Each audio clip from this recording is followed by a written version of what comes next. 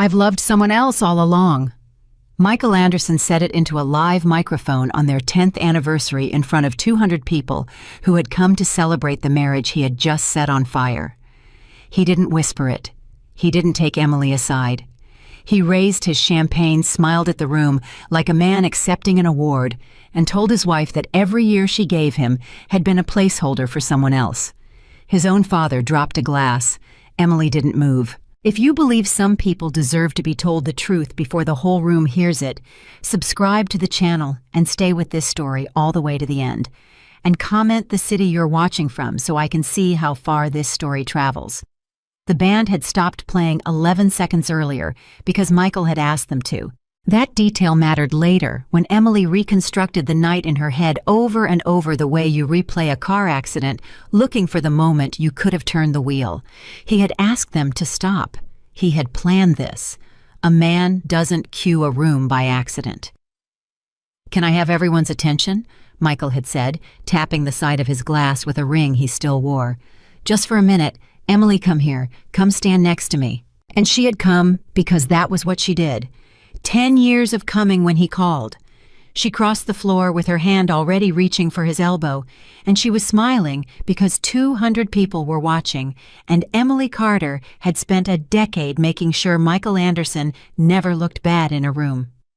"Ladies and gentlemen," Michael said, "I want to thank you all for coming. 10 years. 10 years is a long time." Someone in the back whistled, Emily's brother Ben probably. There was laughter warm and easy, the laughter of people holding drinks who expect nothing but a nice speech and a slice of cake. 10 years is long enough, Michael said, that you learn what's true and what isn't. Emily's friend Rachel would later say she felt it right then in her spine before a single word landed. She said Michael's voice changed pitch. She said it went flat the way a man's voice goes flat when he's reading from something he's already rehearsed in the car. "I've spent a lot of my life pretending," Michael said, "and I'm done pretending." Emily leaned in slightly, still smiling, and murmured, "Michael, what are you doing?" He didn't look at her. "I need to tell you the truth," he said. And now he did turn, and his eyes were strange and bright and almost relieved. And that was the part that would haunt her most, because a man who confesses in agony is a man who lost a war with himself. But a man who confesses with relief is a man who's been waiting to hand you the bill. "I've loved someone else all along." Nobody moved. 200 people, and not one of them made a sound.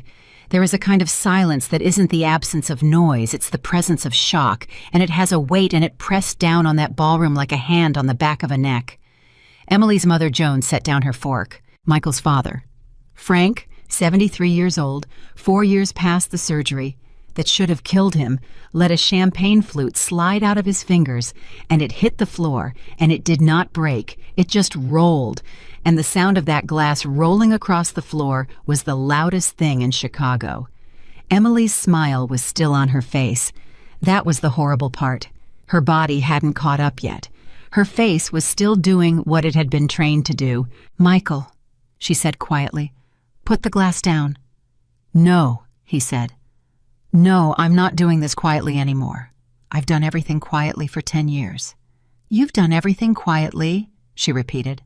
"I have." "Say that again." "Emily." "No, say it again." Her voice didn't rise. That was what everyone noticed afterward. Rachel said she'd expected screaming. Ben said he'd expected Emily to slap him. Instead, Emily's voice went low and steady and terribly polite, the voice of a woman asking a contractor to explain the invoice. "You told 200 people you love someone else. You cued the band, so finish it." "Who?" Michael's jaw worked. "Don't do this here," he said, and Emily laughed. One note. Not amused. It came out of her like a cough. "Don't do this here," she said. "Michael, you did this here. I'm trying to be honest with you. You're trying to be honest with me in a room with my mother in it." She held out her hand. "Give me the microphone. Emily, give me the microphone." He held it away from her, and that was the first moment the room turned because everyone saw it. Everyone saw a man physically keep a microphone away from his wife at their own anniversary party, and something in the crowd shifted from shock to something with teeth in it. "Her name is Sophia," Michael said. Sophia Bennett. Emily's hand stopped in midair. She knew the name. Of course she knew the name. She had heard it 100 times in the early years back when Michael was broke and drunk on cheap beer on their apartment floor, telling her about the girl he'd known before the one who left, the one who went to New York and never called. Emily had listened to those stories. Emily had held him through those stories. Emily had said she didn't deserve you and meant it. And Michael had put his head in her lap and said, "You're the only person who ever believed in me," and she had believed that he believed it. Sophia Bennett, Emily said. Yes. The girl from Northwestern? Yes. The one you cried about? Michael's face flushed. That's not... On the floor of the apartment on Ainsley, Emily said. You were 29. You cried about her for 2 hours and I made you eggs at 4 a.m. because you hadn't eaten in a day and a half. That's Sophia. Emily, stop. I'm asking a question. She turned slightly, and now she was speaking to the room as much as to him, and she didn't need a microphone because nobody in that ballroom was breathing. How long? That's not the point. How long, Michael? I said that's not. How long? It cracked. Just once. Just that once her voice broke open, and the sound of it made Joan Carter stand up out of her chair and made Rachel start moving through the tables and made Michael flinch backward half a step like the word had physical mass. And into that half second of silence from a table on the left side of the room, a woman said, Michael. Emily turned. She had been at the party for 2 hours. Sophia Bennett was standing at table 9 with a napkin still in her hand and her face the color of paper. Emily had seated her. That was the thing. Emily had seated her personally because Michael had said, there's a consultant from the New York firm she's in town. It'd be rude not to invite her. And Emily had said, of course, bring her. We'll put her with the Mallorys. They're friendly. And Emily had written the name Sophia Bennett on a place card in her own handwriting with a gold pen at her own kitchen table 11 days ago. She had written it herself. Emily looked at the woman. The woman looked back.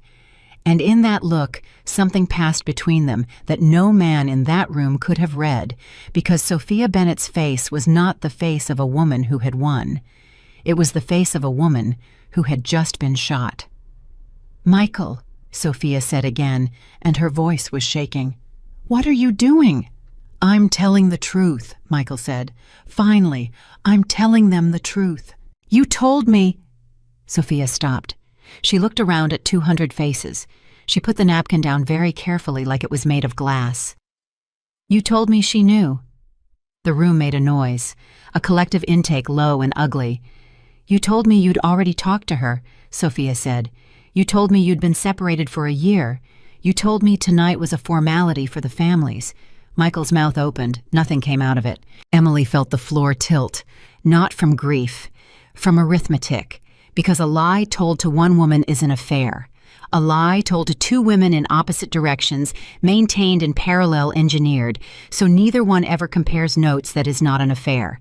That is a project. That takes work. That takes calendar management. That takes a man waking up every morning and choosing deliberately before coffee who he was going to be a liar to today. A year, Emily said. Sophia's eyes came to her, and they were wet, and she said, I'm going to be sick. A year, Emily said again to Michael. It isn't like that. Then tell me what it's like. Emily's hands were perfectly still at her sides. Tell me right now in front of your father what it's like. And Frank Anderson stood up, 73 years old. He put one hand on the table and pushed himself up out of the chair, and it cost him something. Everyone could see it cost him. And he stood there in the suit Emily had picked out for him because his hands didn't work well enough anymore for buttons, and he said in a voice like gravel, Michael, sit down. Dad, I said sit down. You don't understand. I understand fine. Frank's hand was shaking on the tablecloth. I understand that you're standing up there breaking that girl in half in front of everyone she loves and calling it honesty. I've been alive 73 years and I have never once seen a coward look so proud of himself. Diane Anderson pulled at her husband's sleeve. Frank, sit down your heart. My heart's fine, Frank said. It's fine because of her. He pointed at Emily. He pointed at Emily with a hand that had a tremor in it, and his voice went thin, and everyone heard it. Do you people know what she did? Do you know what that girl did? Frank, Emily said softly. Don't. 4 years ago, Frank said I was dying. That's not a figure of speech. Insurance denied the procedure, denied it twice. And I told my son I'd made peace with it. And my son said he'd figure something out. And my son didn't figure anything out because he was busy up. Dad, stop. And then one Tuesday, a woman from the hospital calls and says my balance is settled. Frank's eyes were wet now. Settled. I said, by who? She said the family took care of it. And I thought my son took care of it. For 4 years, I have been telling people at church that my son saved my life. Nobody in the room was drinking anymore. It was her, Frank said. It was her savings, her grandmother's money. She emptied it, and she told the hospital not to tell me, and she let my son take the credit, and I only found out because I got a piece of mail with her name on it 18 months ago, and I never said a word because she asked me not to. He looked at his son. You let me thank you, Frank said. At Christmas. You let me stand up at my own table and thank you. Michael's face had gone gray. Dad, I was going to pay her back. And Emily said, don't. It cut through the room. Don't you dare, she said, make this about money. Don't you dare give these people something clean to think about. You want to be honest, be honest. You didn't tell me the truth tonight because you respect me. You told me tonight because you wanted an audience. That's not fair, isn't it? She took one step toward him. You could have told me this morning, in our kitchen. You could have told me last week. You could have told me any of the 400 mornings you sat across from me and let me pour your coffee. Why tonight, Michael? Why in front of my mother? He said nothing. Say it, Emily said, because I already know, but say it, Emily. Because if you told me alone, she said, I would have asked you questions, and you can't answer questions. You can only make speeches. So you waited for a room because in a room whoever talks first is the honest one and everyone else is just reacting. You didn't confess tonight. You performed. Rachel reached her then and put a hand on Emily's arm and hissed, Em, let's go. Right now. Let's just go. No, Emily said. Emily, no. She didn't take her eyes off her husband. I've been leaving rooms for 10 years so he wouldn't be embarrassed. I'm not leaving this one. And here is where the room learned who Emily Carter actually was. Because Michael Cornard did what cornered men do. He went for the throat. You want to do this here? He said. Fine, let's do it here. He turned to the room, and he was flushed now, and his voice had gone up half an octave. You all think she's a saint. Everybody thinks Emily's a saint. You know what it's like to live with a saint? You know what it's like to be rescued every single day of your life. To have somebody hand you your own life back every morning like it's a favor. Michael, his mother said. Michael, that's enough. She never needed me, Michael shouted. Not once. 10 years, and she never needed me for a single thing. You know what that does to a man? And Emily said very quietly, I needed you in March. He stopped.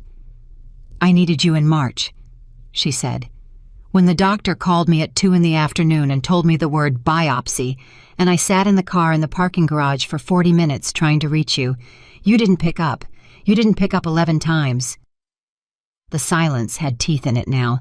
I needed you in March, Emily said, and you were in a hotel on Michigan Avenue. Sophia Bennett sat down, just sat hard in her chair like her legs had quit.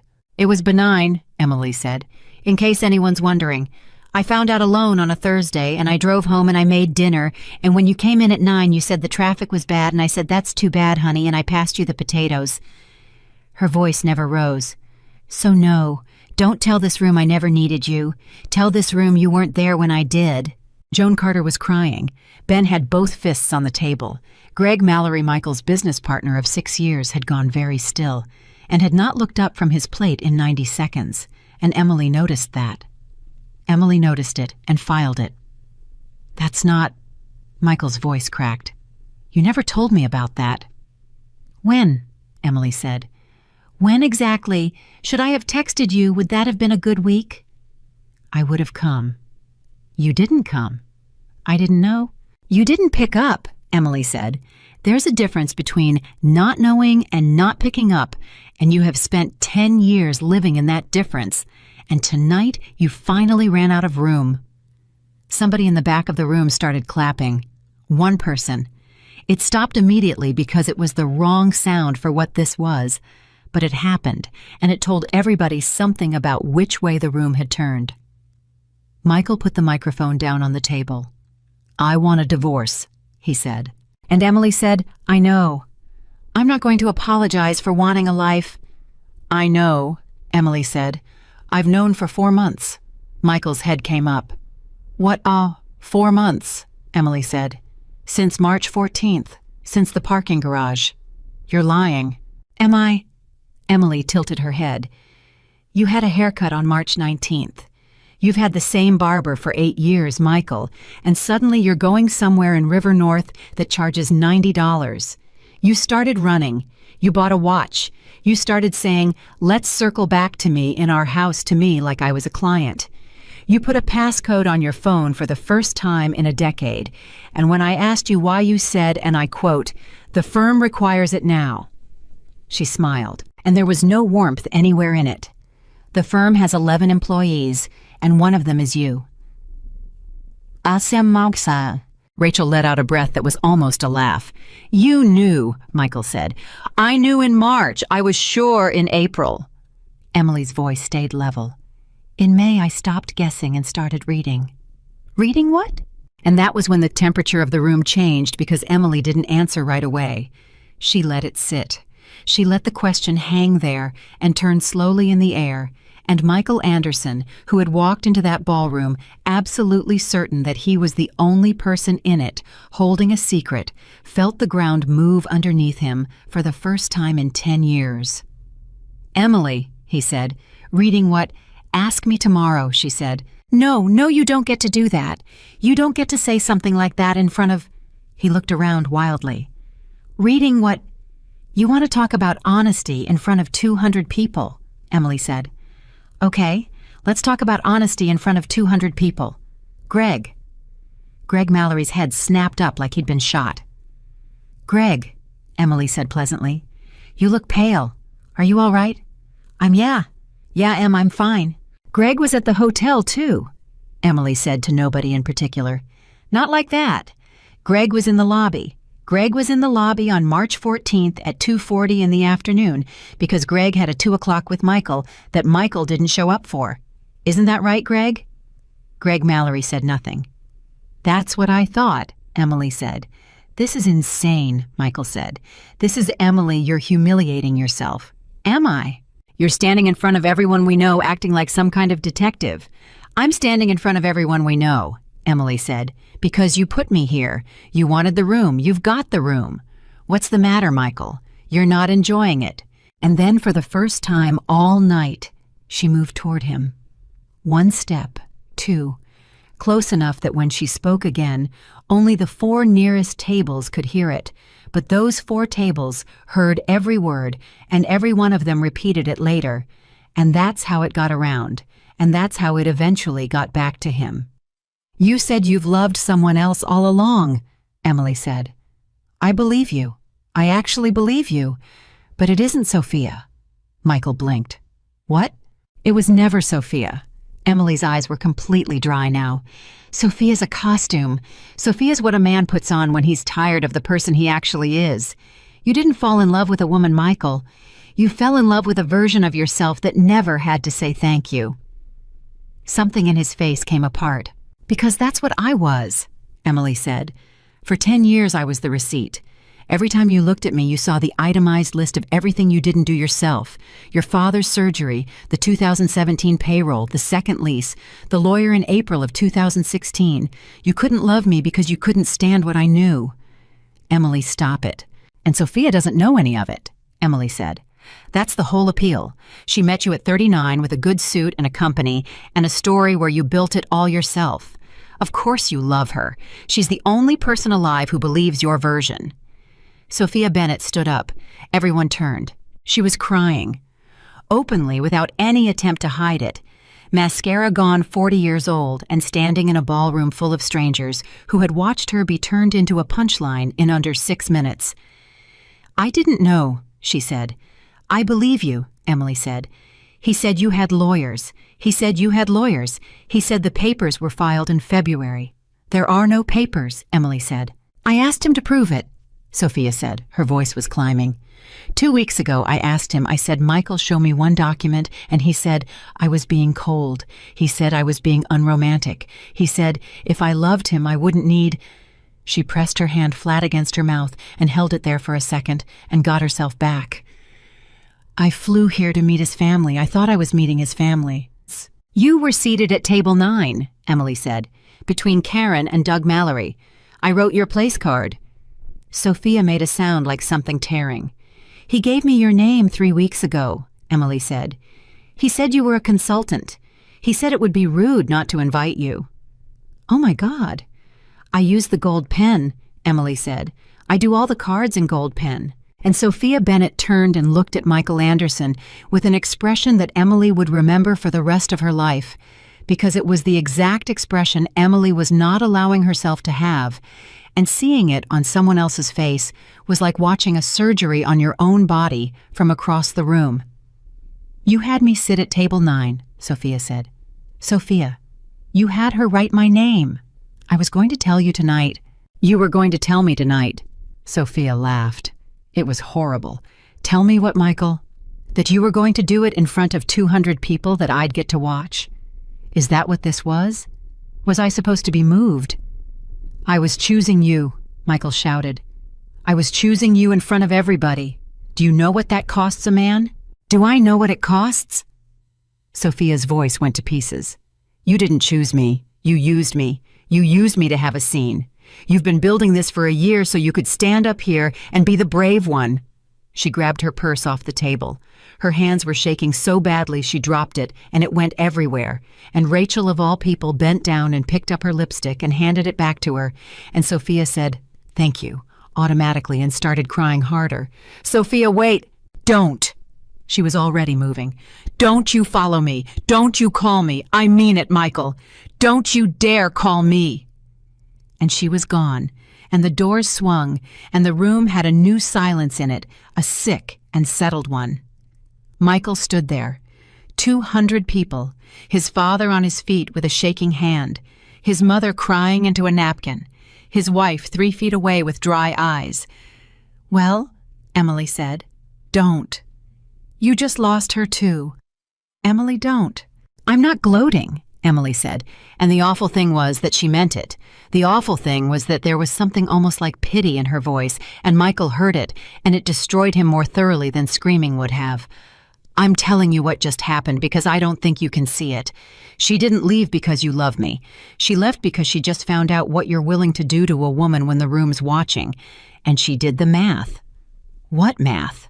She realized she's next, Emily said. In 4 years and 6, when she stops being the version of you that doesn't need thanking, she's next. Michael's hands were shaking now. You planned this, he said. You knew she was here. You knew this whole thing was...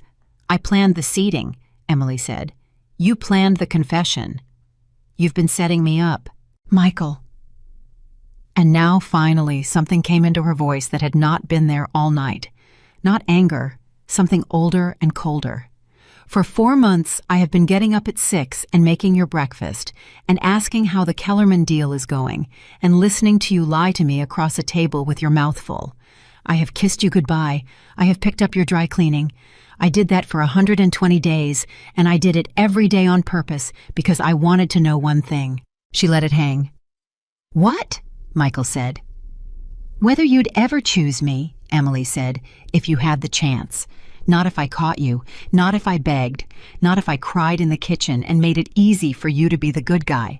If nobody made you. If you just woke up one morning and chose. Michael's mouth opened. You had 120 chances, Emily said. That was the whole test.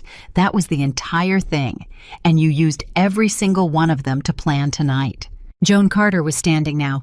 Ben was standing. Half the room was standing without having decided to. So no, Emily said. I didn't set you up. I gave you 4 months and a room full of people who love you, and you did all of this yourself, and now you have to live inside it.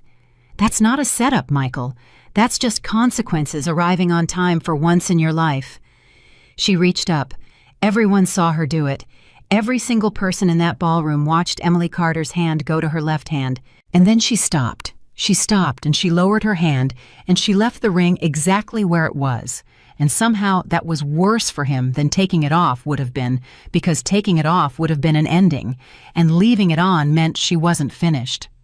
"Not yet," she said. "What?" "You'll get it," Emily said. "Not in front of them. You don't get to have that too." Emily. "There's a folder," she said. Michael went absolutely still. "There's a folder in the safe deposit box at the Wells Fargo on Clark," Emily said. "The one you've never been to, the one you signed the second signature card for in 2016 and never asked about again, because in 2016 you would have signed anything anybody put in front of you, and I know that Michael, because I was the one holding the pen." The color left his face in a single sweep. Rachel said afterward it was like watching water drain out of a sink. "What's in the folder?" he said. "You know what's in the folder." "Emily, what's in the folder?" "Page 4, Emily said. And Michael Anderson, 39 years old, a respected businessman, a man who had cued a band, took an actual step backward. "You said you never read it," he whispered. "I said I never needed to read it," Emily said. "That was in 2016. You should ask yourself what changed." Greg Mallory stood up so fast his chair went over backward and he said, "Mike." And Michael didn't even look at him. And everybody in the 4 nearest tables understood in the same instant that whatever page 4 was, Greg Mallory knew about it, and had known about it, and had sat through this entire dinner with it in his throat. "Sit down, Greg," Emily said without turning around. "You've done enough sitting. What's 1 more hour?" Greg sat down. Michael's voice when it came was almost nothing. "You wouldn't." "Michael," Emily said. "You just told 200 people, including your dying father, that 10 years of my life were a placeholder. You seated your girlfriend at table 9 and let me write her name in gold pen. You asked the band to stop." She leaned in, and her voice went so soft that only he heard the last part, and he would hear it every night for a very long time. "I don't think you're in any position to tell me what I would or wouldn't do." She stepped back. She turned to the room. 200 faces. Her mother, her brother, her friends. The man's father still standing, still shaking, still on his feet for her. "I'm sorry about the cake," Emily said. "It's from Petrosi's. It's really good. Please eat it." And that broke something. Somebody laughed, a wet, horrified laugh, and Joan Carter made a noise into her napkin, and Frank Anderson said, "Emily," in a voice that had absolutely nothing left in it, and Emily crossed the room and took the old man's shaking hand in both of hers and said, "You sit down now. You've done your part." "I didn't know," Frank said. "Sweetheart, I swear to God I didn't know." "I know you didn't. He's my son." "I know. He's my son, and I don't know who he is." "Yeah," Emily said. "That makes 2 of us." She walked toward the doors. Nobody stopped her. The crowd opened the way crowds do, and she went through it, and her heels were the only sound in the entire room, and she got all the way to the doors before Michael found his voice. "Emily." She stopped. She didn't turn around. "Emily, you're not thinking. You're upset and you're not thinking. You'll call me tomorrow." And Emily Carter said to the doors in a voice that carried to the very back of that ballroom, "No, Michael. Tomorrow you'll call me, and you'll find out that for the first time in 10 years, I'm not the one who picks up." She got as far as the parking garage before her hands started shaking. Rachel found her there at 11:40, sitting sideways in the passenger seat of her own car, with the door open and both feet on the concrete, holding her phone in both hands like it was something she'd caught. "Em, I'm fine."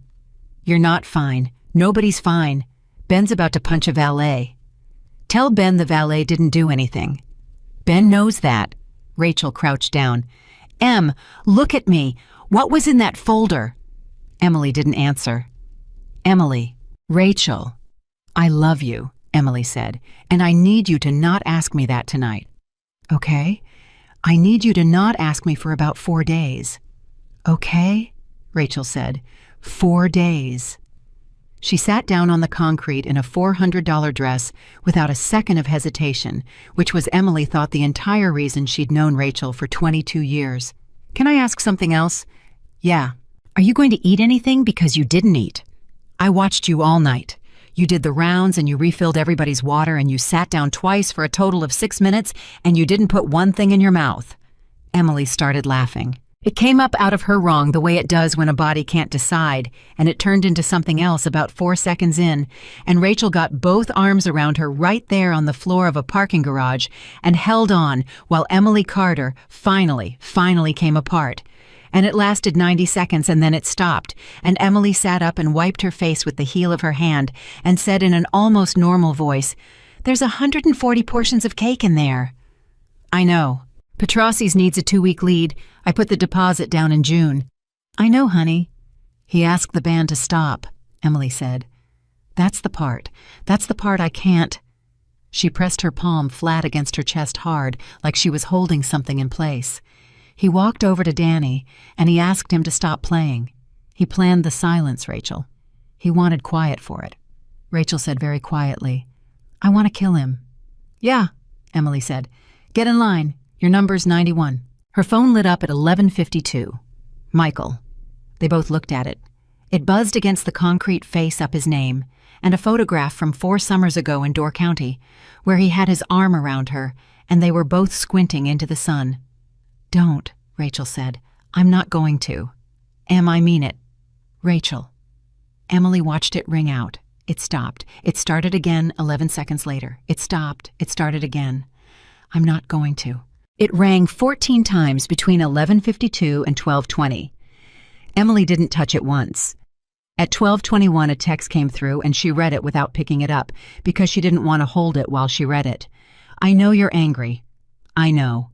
But we have to talk about the box. Please, just tell me you haven't opened it."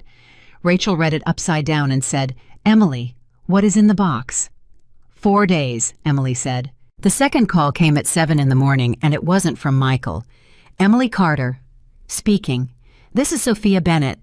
Emily sat down on the edge of her bed in a house that still smelled like his cologne and said nothing for 4 full seconds. "I'm at O'Hare," Sophia said. "My flight's at 9:40. I've been sitting at this gate since 4 in the morning, and I have started this phone call 11 times and hung up 11 times, and I need you to understand that I'm not calling because I want anything. I don't want anything. I will never contact you again after this. Okay? I need to tell you something and then I'm going to hang up." "Okay." "I didn't know you existed," Sophia said. "Not the real you, not until last night." Emily's hand went very tight on the phone. "I'm going to say this fast because if I go slow, I'm going to fall apart in a terminal," Sophia said. "He came back to me in September, 14 months ago, a conference in New York. He walked up to me at a bar with a glass of wine and said, 'You're the one that got away, you know that.' And I laughed at him. I want you to know that. I laughed in his face and I said, 'Michael, you're wearing a wedding ring.'" "What did he say?" "He said, 'Am I?'" Emily closed her eyes. "And he took it off," Sophia said, "right in front of me. He put it in his jacket pocket like it was a receipt he didn't need, and he said, 'It's a formality. It's been over for 2 years. We're waiting until my dad passes so it doesn't kill him.'" "His father is going to outlive us all," Emily said. "I know that now. His father stood up last night." "I saw," Sophia said, and her voice cracked all the way open. "I saw. That old man stood up for you, and I sat there at table 9 with a place card you wrote, and I—" She stopped. Emily could hear an airport in the background, a woman's voice announcing a gate change to Milwaukee. "He told me you had lawyers. He told me you were cold. He told me you'd stopped touching him in 2019. We were in Door County in 2022, Emily said. "There's a picture. He has it on his phone. He's smiling in it." "I've seen his phone," Sophia said. "There are no pictures on his phone. There's nothing on his phone, Emily. Not one photograph of a single human being. It's the cleanest phone I've ever seen in my life, and I never once asked myself why." Emily got up and walked to the window and stood there with her forehead against the glass. "Why are you telling me this?" she said. "Because I asked him for proof," Sophia said. 2 weeks ago, I said, "Michael, one document, one page, a filing number, anything," and he told me that a woman who really loved him wouldn't need paperwork. "That's a good line," Emily said. "He's got a lot of good lines." And I believed it. Sophia was crying now and not hiding it. 40 years old. 40 years old, and I let a man tell me that asking a question was a failure of love. Do you know what I've been thinking about all night? I've been thinking about a woman I never met writing my name in gold pen at her kitchen table. Emily didn't say anything. He came to my apartment, Sophia said. After last night. Emily opened her eyes. What? He came straight from the ballroom, 11:15, maybe 11:20. He was pounding on my door. He had flowers. Emily, he stopped and bought flowers. He destroyed your life in front of 200 people, and then he stopped at a shop on Clark Street. What did he say? He said we were free. Emily made a sound. It wasn't a word. He said, it's done. I did it. It's just us now. Like it was a gift. Like he'd brought me something. Sophia's voice went flat and strange. And I stood in my own doorway, and I looked at him, and I said, Michael, what did you think was going to happen? And he said, I thought you'd be proud of me. Proud? Emily repeated. Proud. He wanted you to be proud of him. I told him no, Sophia said. Emily's forehead came off the glass. I told him I couldn't be with someone who could do that to a person and call it courage. I told him if he'd do that to a woman who paid for his father's surgery, I couldn't imagine what he'd do to me on a bad Tuesday in 8 years. She took a breath that shook. And Emily, he didn't argue.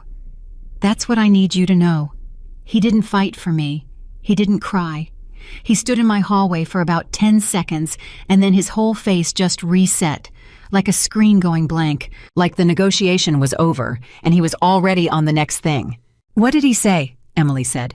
Her voice had gone very quiet. Sophia, what did he say? He said, fine. Fine. He said, fine. I'll get Emily back. She always takes me back. The line went silent. Somewhere in an airport, a woman was announcing a final boarding call. Somewhere in a house in Lincoln Square, a woman was standing at a window with her hand over her mouth and her eyes wide open and dry. He said it like a man checking a spare tire, Sophia said. Not angry, not sad, practical. He said it, and then he asked if he could use my bathroom. Emily started laughing. Emily, he asked if he could use your bathroom, Emily said. Yes. He asked to use your bathroom. Emily, are you all right? Sophia, Emily said, and something had changed in her voice. Something had gone from the register of grief into a register that was lower and steadier and much, much worse for the man who had said that sentence. You just gave me the last piece. What? For 4 months, Emily said, I've had one question, just one. Everything else I already knew. I knew about you in April. I knew about the hotel. I knew about the watch and the barber and the passcode. There was only one thing I didn't know. What? Whether he ever loved me at all, Emily said. Or whether I was infrastructure. Sophia didn't say anything. Because a man who has an affair is a man who fails, Emily said. That's terrible, but it's human. Men fail. Women fail. People are weak at 3 p.m. in a hotel on Michigan Avenue. And it's the worst thing in the world, but it's human. And I could have sat with that. I would have hated it, and I might have even survived it. But a man who blows up his marriage in front of 200 people gets rejected, and 40 minutes later says, fine, I'll get Emily back. She always takes me back. That's not a man who failed, Sophia said. No, Emily said. That's a man who was never there. That's a man who's been managing an asset for 10 years. Emily, I'm so sore, Sataen. Don't. Emily said it gently. Don't apologize to me. You didn't do this. You got lied to in a smaller way than I did. That's the only difference between us and you found out in a room full of strangers with a napkin in your hand. And I saw your face, Sophia. I saw your face, and I knew inside of 1 second that you weren't the villain. And do you know how I knew? How? Because you looked at me, Emily said. Villains don't look. Villains look at the floor. Sophia was crying so hard she couldn't speak. Get on your plane, Emily said. Go home, don't answer him. He's called 9 times. He'll call 20, Emily said. Then he'll stop for 4 days and call once more with something clever. That's the pattern. 4 days, then something clever. She paused. Sophia, one question, and then we never speak again, and I mean that kindly. Anything. Did he ever mention a folder? Silence. Long silence, long enough that Emily heard the gate announcement finish and a child crying somewhere near a window and a man asking somebody if this was the line for Group B. Sophia. Yes, Sophia said. Emily's hand tightened. He mentioned it in March, Sophia said. Once. He was drunk. He said, "She's got a folder," and I signed it, and I was too stupid to read it, and I've been paying for it for 9 years. What else? He said... Sophia stopped. Emily, I didn't understand it. I still don't. Say it anyway. He said, if she ever opens page 4, I lose everything, and the worst part is, I deserve it. Emily stood absolutely still in her own bedroom for 11 seconds. Thank you, she said. Emily, what is on page? Have a safe flight, Sophia. She hung up. He came at 4 in the afternoon. She saw him from the window, and she watched him do the thing he always did before a hard conversation. The thing she'd watched him do 100 times before board meetings, where he rolled his shoulders back twice and shot his cuffs and set his face, and she thought, he's prepping. He's prepping for me. He's prepping for me in the driveway of the house I paid the down payment on. He had flowers, white peonies and eucalyptus. The exact arrangement she'd picked for the anniversary from the exact shop, which meant he'd gone in and said whatever we ordered for the Anderson party, and some 22-year-old had smiled and made it for him. She let him knock 4 times before she opened the door. Emily, you look terrible. I haven't slept. He held the flowers up slightly then, when she didn't take them, brought them back down against his leg like a man holding a hat. Can I come in? No. Emily. You can stand there, she said. You've got as long as it takes me to lose interest. He absorbed that. She watched him absorb it, watched the recalculation happen behind his eyes, watched him drop the version of the speech he'd rehearsed in the car and reach for the second string one. I made the biggest mistake of my life, he said. Which part? What? Which part was the mistake? Emily said. 14 months or the microphone? All of it. That's not an answer, that's a settlement offer. His jaw moved. I'll do therapy. I'll do anything. I've already called somebody, a guy Greg knows he does. You called Greg? What? At some point last night or this morning, Emily said, in the worst 24 hours of your life you called Greg Mallory. Not your father, not your mother. Greg. She tilted her head. Why Greg Michael? He's my partner. He's your alibi. That's not... He sat at table 12 for 4 hours, knowing exactly what was coming, Emily said. He put a card in a box for our anniversary. His wife hugged me at the door. Karen Mallory hugged me at the door and said, 10 years, can you believe it? And Greg stood behind her looking at his shoes, and I thought he was just being Greg. She smiled with no warmth at all. You made your friends carry it. You made them all carry it. Do you know how many people at that party knew before I did, Emily? 6, she said. I've had 6 phone calls since 8 this morning. 6 people apologizing to me at 8 in the morning. Doug Mallory cried. A 58-year-old man cried on the phone to me about his own cowardice before I'd had coffee. Michael's face was gray. So no, Emily said. You didn't make one mistake. You built a machine. You had a whole staff. I never meant... Stop. She held up a hand. I want to ask you something. Real question. Not a trap. Okay. March 14th, Emily said. The 11 calls. Did you see them? He didn't answer. Michael, did you see them? Yes, he said. Something in her chest went very quiet. You saw 11 calls from your wife in 40 minutes, she said. And you did nothing. I thought it was about the caterer, he said, and he said it fast and desperate. And it was, Emily realized with a kind of awe, honest. It was the first honest thing he'd said in a year. You'd been calling about the caterer all week. I thought it was the caterer. So you'd have picked up, Emily said, if you'd known it was cancer. Emily, that's the standard, she said. That's the bar. You'd have picked up for cancer. You wanted a medal for that. That is not. Do you know what I did in that garage? She wasn't loud. That was the thing that undid him. She never got loud. I sat there for 40 minutes and I looked up the survival rates. And then I looked up what would happen to your company if I died. He stopped breathing. Because that's who I am, Emily said. That's what 10 years does. My name comes up on a screen with the word biopsy on it, and I open a second tab to check whether you'd be okay. Emily. And there it was, she said. Right there in the second tab. Everything I'd forgotten I knew. He went very still. Emily, he said. The box. There it is. That's not what this about, Michael. She leaned against the doorframe. You've been standing on my porch for 6 minutes. You've said I'm sorry twice, therapy once, and the box once. You want to know the ratio you should be worried about. I'm trying to save my marriage. You're trying to find out what I've read. That's not fair. You just said the box before you said her name, Emily said. You haven't said Sophia's name once. You've been here 6 minutes, and you haven't said the name of the woman you announced you loved 20 hours ago. His mouth opened, closed. She said no, didn't she? Emily said. And there it was, that flicker, that tiny administrative flicker at the corner of his eye, the one she'd spent 10 years reading across a kitchen table without knowing she was reading it. She called you, he said.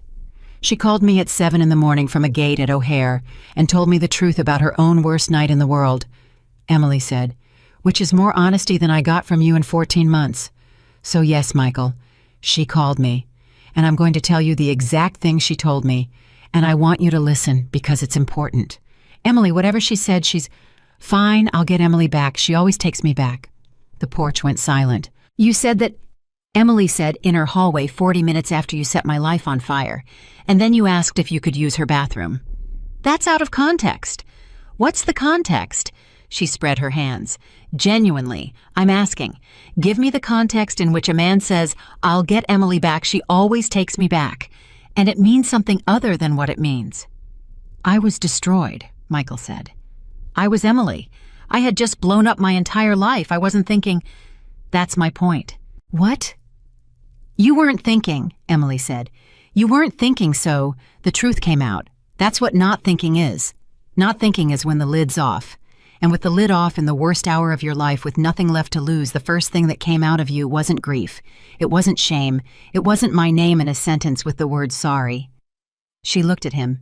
It was inventory. Emily, you checked the spare, she said. Your girlfriend said no, and you checked the spare, and the spare was me, and it's always been me. That's not a bad night, Michael. That's an org chart. I love you. She actually flinched. Not much, but he saw it, and he lunged for it. I do, he said, and he came half a step forward. Emily, I do. I've been sick about it for a year. Do you know what it's been like? Yes, Emily said. Yes, I do. Every day lying to you, every day, it was killing me. Yes, Emily said. I imagine it was very hard for you. And it came out so mild that it took him a second and a half to understand what had happened. That's not what You just told me your affair was painful, Emily said. To me, on my porch, 20 hours after. I'm trying to explain. Michael, I'm going to tell you something, and it's the last free thing you're ever getting from me, Emily said. You didn't confess because it was killing you. You confessed because it stopped killing you. Guilt is heavy. You didn't put it down. You handed it to me, in a ballroom, in front of my mother. And the second it left your hands, you felt so much lighter that you drove to Clark Street and bought flowers. Because for about 40 minutes last night, you were the happiest you've been in a year. That is a horrible thing to say. It's a horrible thing to have done. He stood there, and then because he had run out of everything else, Michael Anderson did the last thing in his bag, the thing that had worked on her at 29 and 33 and 36, the thing that had ended every fight they'd ever had.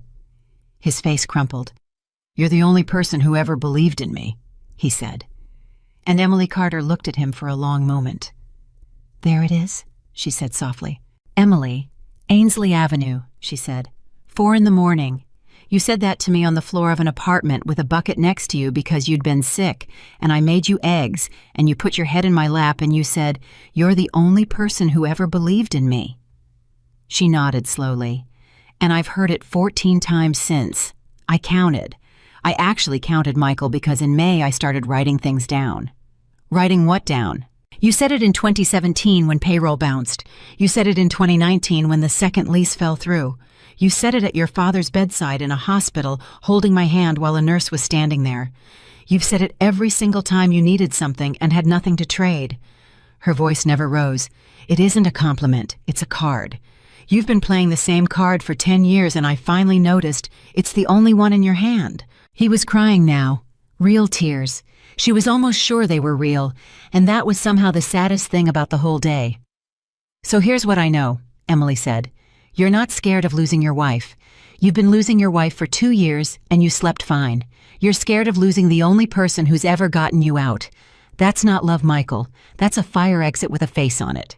"Please," he said. "Emily, please." "For 10 years I carried you," Emily said, "and I thought I was being loved back, and I wasn't. I was being used well. You were kind to me, the way you're kind to a bridge you drive over every day." "Don't do this." "And the worst part," she said, "the part I'm going to be in therapy about for 3 years, is that I liked it. I liked being necessary. I liked it so much I built a whole life where the only way anybody needed me was if they were drowning. Emily, you'll never find someone who understands you like I do." She stopped. She looked at him, and he saw 1 second too late that he'd finally said the thing that couldn't be walked back. "Say that again," Emily said. "I didn't mean—" "No, say it again, slowly." "Emily, you'll never find someone who understands me like you do," she said. "That's what you just said. 20 hours after you told 200 people I was a placeholder, you're standing on my porch telling me I'd better take you back because nobody else will have me." His face had gone white. "You never understood me," Emily said. "Not one day. You understood what I'd tolerate. That's a different skill. That's a very valuable skill, actually, and you're excellent at it. You're the best I've ever seen. You've been running a live experiment on my limits for a decade, and you have never once been wrong about them." She smiled, and it was the most frightening thing he'd ever seen. Until last night. "I'll fix it," he said. "Emily, I'll fix it. Just tell me what you want. I want you to leave. Emily, and Michael." She was already closing the door. "Tomorrow morning at 9 when the bank opens on Clark Street. Be there." He froze. "What?" 9 o'clock, she said. "Wells Fargo on Clark. Second signature card. You're going to want to be in the room." Emily, wait." "Bring Greg," she said. "He's going to need to hear it too." And she shut the door on Michael Anderson and locked it, and stood with her back against it and did not cry. And on the other side of 2 inches of oak, a 39-year-old man stood on a porch, holding white peonies and eucalyptus, and said her name 11 times to a door that never answered. She was at the bank at 8:40. 20 minutes early because she had been early to everything for 10 years, and she wasn't going to become a different woman on a Tuesday. She sat in a molded plastic chair in a lobby that smelled like carpet cleaner, with a canvas tote bag on her knees, and her phone face down on top of it, and she watched the door. At 8:51, Greg Mallory came in. He was alone. He'd shaved badly. He saw her, and he stopped moving entirely, the way a man stops when he's spent 48 hours rehearsing a sentence, and it leaves him at the door. Greg. He's parking." "Okay." Greg didn't sit. He stood 4 feet away with his hands hanging and said, "Karen left." Emily looked up. "Sunday night," Greg said. "She packed a bag Sunday night. She asked me one question. She said, 'Did you know before the toast or during?' And I said before, and she said, 'How long before?' And I said," his voice went. He got it back. "I said August." "August," Emily said. "Emily, I want you to—" "August of last year," Emily said. "So 11 months." "Yes." "You hugged me at Thanksgiving." "Yes." "You sat in my kitchen in February and ate my food and told me about your daughter's applications." "Yes." 11 months, Emily said. "And the closest you ever got was what? Nothing. Not a text, not a look, nothing." "I told him to tell you." Greg's face had gone red and wet all at once, the way it does with men who never do this. "I said it to him 20 times. I said, 'Mike, you tell her, or I will.' And he'd say, 'You'll what, Greg? You'll what exactly?' And he'd let it sit there because he knew. He knew what I—" He stopped. Emily let the silence run. She let it run long enough to be cruel, and she was aware that she was doing it, and she did it anyway, and she thought, "So this is who I am now." He knew what she said. "You know what?" Greg said quietly. "I want to hear you say it in a bank lobby, Greg." He knew I signed too. There it was. Page 4, Emily said. Greg Mallory put a hand over his eyes, a 58-year-old man standing under fluorescent lights at 8:54 in the morning, and said, "Emily, please, please, my daughter starts at Loyola in September." "Greg," Emily said, "look at me." He didn't. "Greg, look at me." He looked. "You've had 9 years to come to my house," she said. 9, not 11 months, 9 years. You could have knocked on my door any day since 2016 and said, "Emily, I have to tell you something." And every single one of those days, you decided that Karen not knowing was worth more than me knowing. She stood up.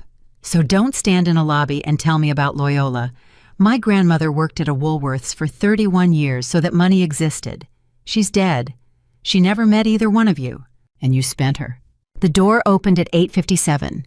Michael came in with his coat over his arm and he saw them together and something crossed his face, and Emily read it in real time, and it wasn't fear, it was irritation, and that told her more than anything else that morning. "You two been talking," he said. "Yes," Emily said. "Great, that's great." He turned to Greg. "You say anything stupid?" And Greg Mallory, who had known Michael Anderson for 19 years, said, "Yeah, Mike, I did. I told the truth." Michael's mouth thinned. "Let's go," Emily said. The woman at the desk was named Priya. She was maybe 26 and she was very good at her job, and she had absolutely no idea what she was walking into, and Emily felt bad about that. "Box 211, Emily said. "Emily Carter. I'll just need ID and your key and—" Priya glanced at the screen. "There's a second signatory, Michael Anderson." "He's right here."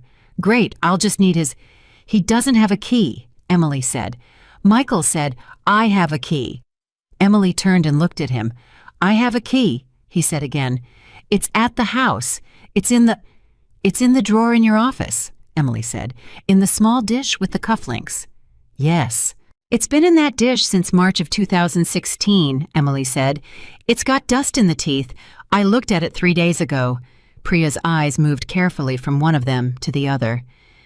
"He can come in with mine," Emily said, and smiled at her, and it was a real smile because none of this was Priya's fault. "Thank you. I'm sorry. We're going to be strange today." They went into the room and Priya set the box down and left, and the door clicked, and it was the 3 of them and a metal box on a table. 9:04 in the morning. "Emily," Michael said, "before you— No. Just let me say one thing. You've had 9 years to say one thing." "You never opened it," Michael said. "In 9 years. You never opened it, and I need to understand why you're opening it now, because if this is Emily, if this is about hurting me—" "Everything you're about to see," Emily said, "you signed." She opened the box. There was a folder in it. Just one. Brown, worn at the corners with a rubber band around it that had gone brittle and snapped when she touched it, and Emily looked at that snapped rubber band for a second longer than she needed to because she had put it on herself at a kitchen table in 2016 with her hands shaking, and now it was 2026, and her hands weren't shaking at all. She put the folder on the table. She didn't open it. "Tell me what's in it," she said. "Emily, you tell me out loud in front of Greg." "This is—" Michael's voice went up. "This is a stunt. You want me to perform for you, fine. Great. You've got the folder, you've got the moral high ground, you've got the whole—" "Michael!" Emily put one finger on it. "Page 1 is a promissory note, $220,000 dated March 11th, 2016. Page 2 is a security agreement. Page 3 is a conversion schedule. Do you want me to keep going, or do you want to save yourself 30 seconds? The room got very quiet. 220, Greg said almost to himself. It was 220. It was $220,418, Emily said.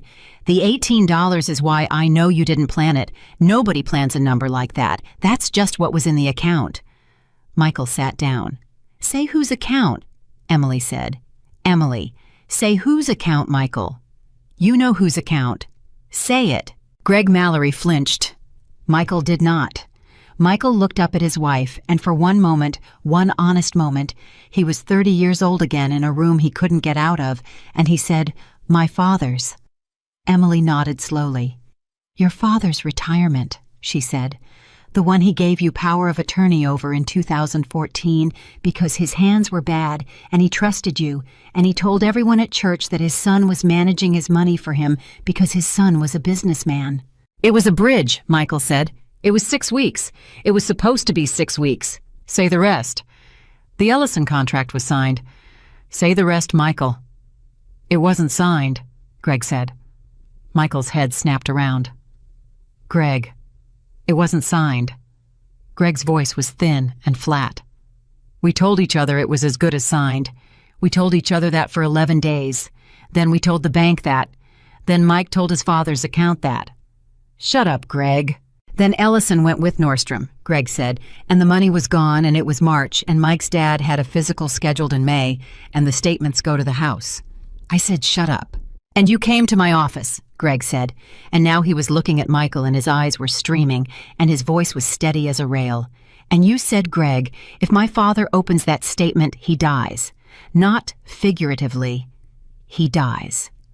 And I believed you, and I helped you cover it, and I have not slept a full night since. 9:11 in the morning. Emily, Michael said. His voice had changed. It had gone soft and fast and pleading. Emily, listen to me.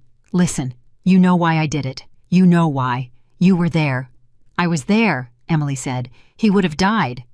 He would have been humiliated, Emily said. There's a difference, and you've spent 10 years pretending there isn't because he would have died. Lets you be a hero, and he would have been humiliated makes you a thief. Emily, I was there, Emily repeated. You came home on a Wednesday. You sat on the floor of the bathroom with your back against the tub, and you couldn't get a full sentence out for 20 minutes. And I sat on the tile with you, and I held your face in my hands, and you looked at me and said, I took my dad's money, and it's gone. Michael's jaw was shaking. And do you know what I did? Emily said. In that moment, that exact moment. Do you remember what I said? You said you'd fix it. No, Emily said. I said okay. Greg made a small sound. That's what I said, Emily said. Not how could you, not you did what. I said okay, like a nurse, like somebody triaging a wound. I skipped straight past the part where I was allowed to be horrified because you were on the floor and you needed me, and God help me, that was the best I ever felt in my entire marriage. Emily, that was my drug, Emily said, and her voice finally cracked once and she let it. That was it. Right there on the bathroom tile. That was the hit I chased for the next 10 years. Nobody said anything. So I called my grandmother's estate on Thursday, Emily said. And on Friday I called Ruth Bergman, who was my mother's friend and a lawyer for 40 years, and Ruth said, honey, don't. She said it 3 times. She said, Emily, if you make this go away, he'll never have done it. And I said, Ruth, I love him. And Ruth said, that's not what I asked. Michael put his face in his hands. So we compromised, Emily said. Ruth wouldn't let me just hand it over. She said if I was going to do it, I was going to do it like an adult. So she drafted this, $220,418 from me personally to the company as a secured note. And on March 11th, 2016 at my kitchen table, you signed it. I signed it, Michael said into his hands. You didn't read it. I didn't read it. Say why? Because I was... He stopped. Say why, Michael. Because I'd have signed anything, he said. Because you were saving me, and I was so grateful I couldn't see. Because I would have signed a confession to a murder that morning if you'd handed it to me and said, sign here. Yes, Emily said. That's exactly right. And that's the thing you've never once been able to forgive me for. His head came up. You've hated me since 2016, Emily said. Not out loud, not on purpose, but that was the day. That was the day I stopped being your wife and started being the person who knows. And a man can love a woman who saw him at his worst for about 1.5 years. After that, every dinner she sits across from is an accusation, even when she's just passing the potatoes. That's not... You told Sophia I was cold, Emily said. You told her I stopped touching you in 2019.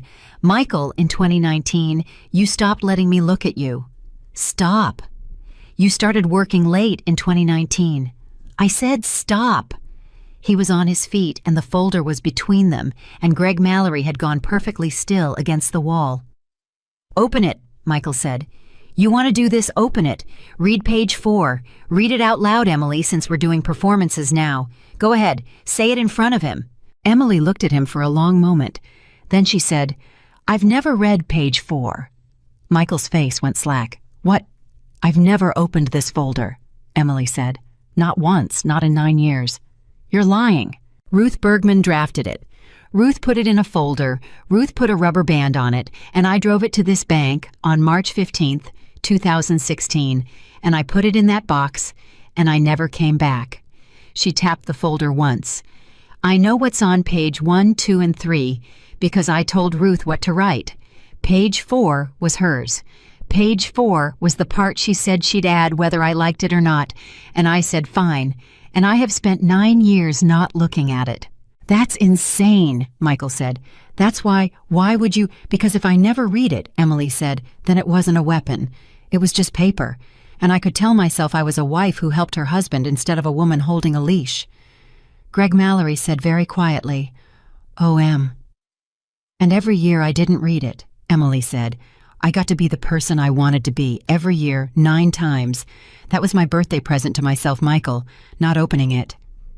Michael was breathing hard. So how do you know? His voice was hoarse. Saturday, at the party, you said page 4. You said page 4 like you told Sophia about it in March, Emily said. Drunk. You said if she ever opens page 4, I lose everything, and the worst part is I deserve it. The blood left his face in one pass. She told me that yesterday morning from an airport, Emily said. So on Saturday night when I said page 4 in that ballroom, I was guessing. She almost smiled. I've been running on a guess for 3 days. You went white in front of 200 people over a guess. Jesus, Greg said. So now I'm going to open it, Emily said. And I want to be very clear with both of you about what's happening, because this is the last honest room any of us are ever going to be in together. I don't know what's on this page. Greg knows. Michael knows. I don't. She put her hand flat on the folder. You've both had 9 years with this. I get 90 seconds. That's the whole marriage right there in one sentence. She opened it. 9:19 in the morning. Emily Carter read page 4 in a small room with a metal door, and neither man breathed, and when she got to the bottom, she went back to the top and read it again. Then she set it down, and she laughed. It was not a good laugh. It was the worst sound Greg Mallory had ever heard a person make, and he would think about it for years, standing in his kitchen at 3 in the morning, this laugh in a bank. Ruth, Emily said. Oh, Ruth. Emily, Michael said. Emily, whatever it says. It says, Emily said, that upon any material breach or upon the note going unpaid past March 11th, 2021, the principal converts to common equity at a valuation of $400,000. Greg closed his eyes. 400,000, Emily said. That's what the company was worth in 2016.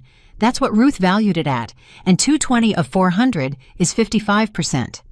The room was completely silent. Say it, Greg, Emily said. 55%, Greg Mallory said. And what did we close last year at? Greg's mouth moved twice before anything came out. 19.1, he said. 19.1 million. So say the sentence. Emily, Greg, say the sentence. You own the company, Greg said. You've owned the company since March of 2021. Michael sat down very slowly, like a man lowering himself into water. 5 years, Emily said. I've owned it for 5 years. I've owned it through the Kellerman deal. I owned it in that hotel on Michigan Avenue. I owned it while I was writing Sophia Bennett's name in gold pen at my own kitchen table. She looked at Michael. You've been running my company. You've been having an affair on my payroll. You've been telling a woman in New York that you built it yourself. And every time you said, I built this, you were lying to her about property you don't own. Emily, Michael said. Emily, please. But that's not page 4, Emily said. Both men looked up. That's page 3, she said. That's the conversion schedule. I told Ruth to put that in. I knew about that. She picked up the sheet. Page 4 is what Ruth added on her own. Page 4 is what I've been afraid of for 9 years. What is it? Greg whispered. Emily read it out loud, and her voice was perfectly steady. Acknowledgement of facts. The undersigned acknowledges that on or about February 28, 2016, He withdrew the sum of $220,418 from the retirement account of Frank J. Anderson held under a durable power of attorney without the knowledge or consent of the account holder and applied said funds to the obligations of the company. The undersigned acknowledges that this act constitutes financial exploitation of an elder under Illinois law. The undersigned further acknowledges that the lender's decision to restore said funds is made solely for the benefit of Frank J. Anderson and creates no forbearance waiver or release of any claim, civil or criminal, by any party, including the account holder himself. She put the page down. Signed Michael J. Anderson, she said. Witnessed Gregory Mallory. Greg Mallory slid down the wall until he was sitting on the floor of a bank in a $2,000 suit.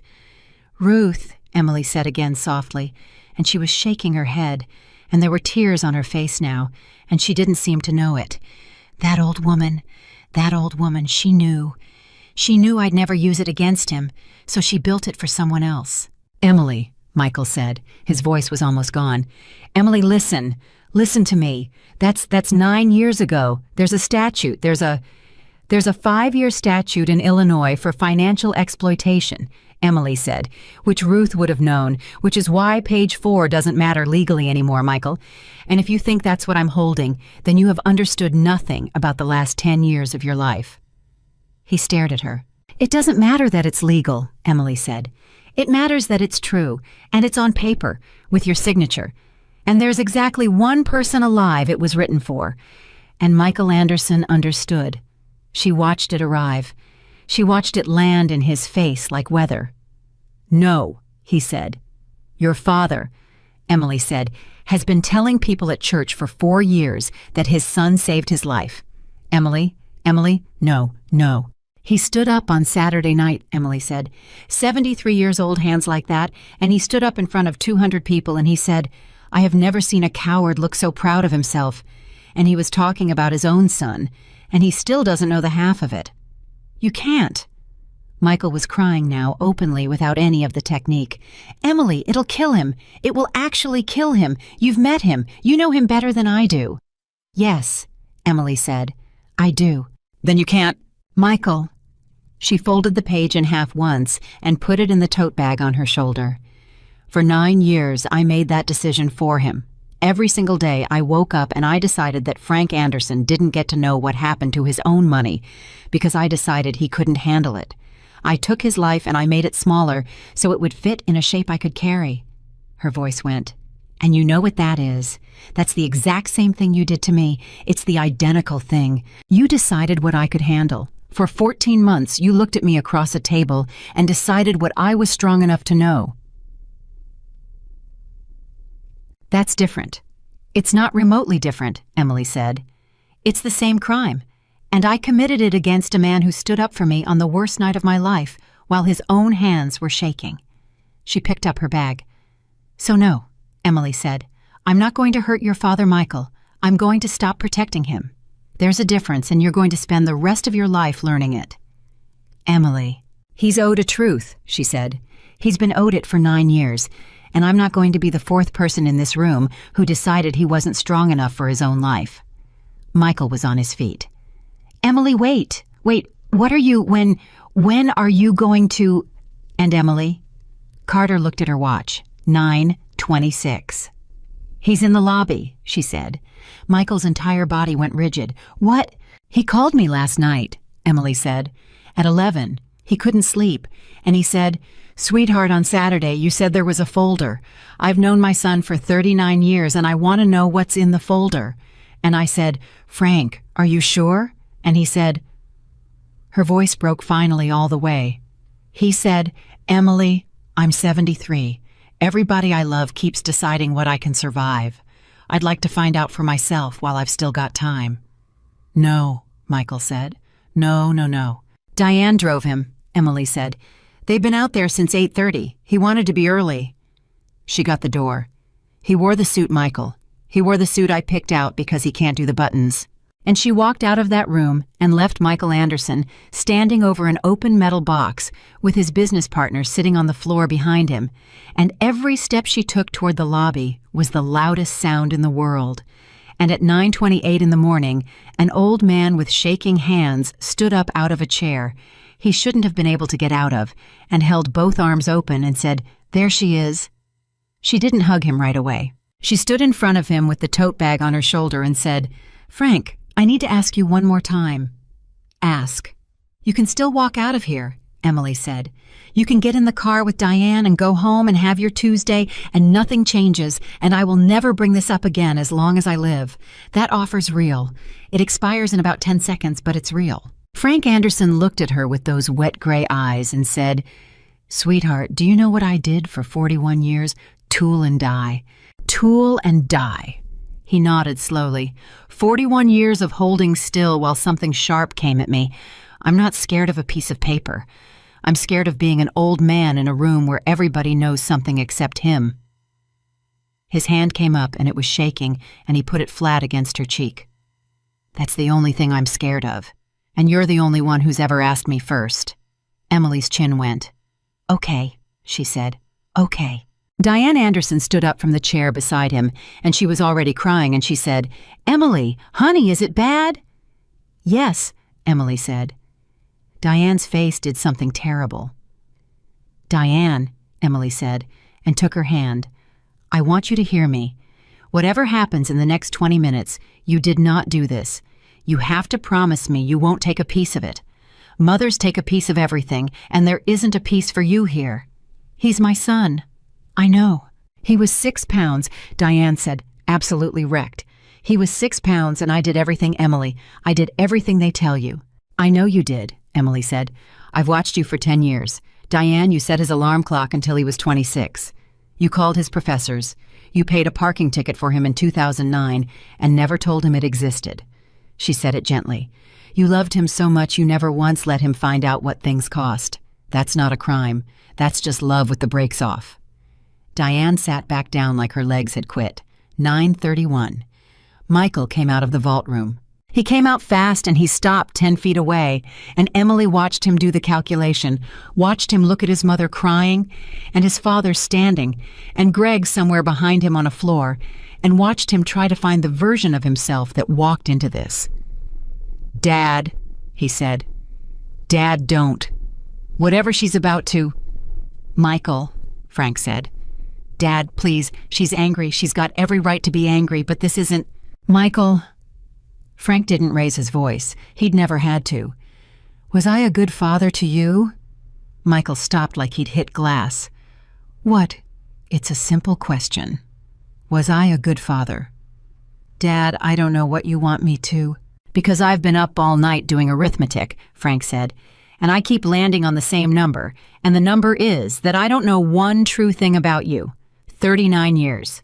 And I sat down last night and I tried to think of one thing I know about my son that he told me himself. That turned out to be true when I checked it." He waited. "I got nothing. I got a golf score from 2011. "That's not fair." "So I'm asking," Frank said, "was I a good father? Because if I was, and this is what came out, then I have to understand what happened.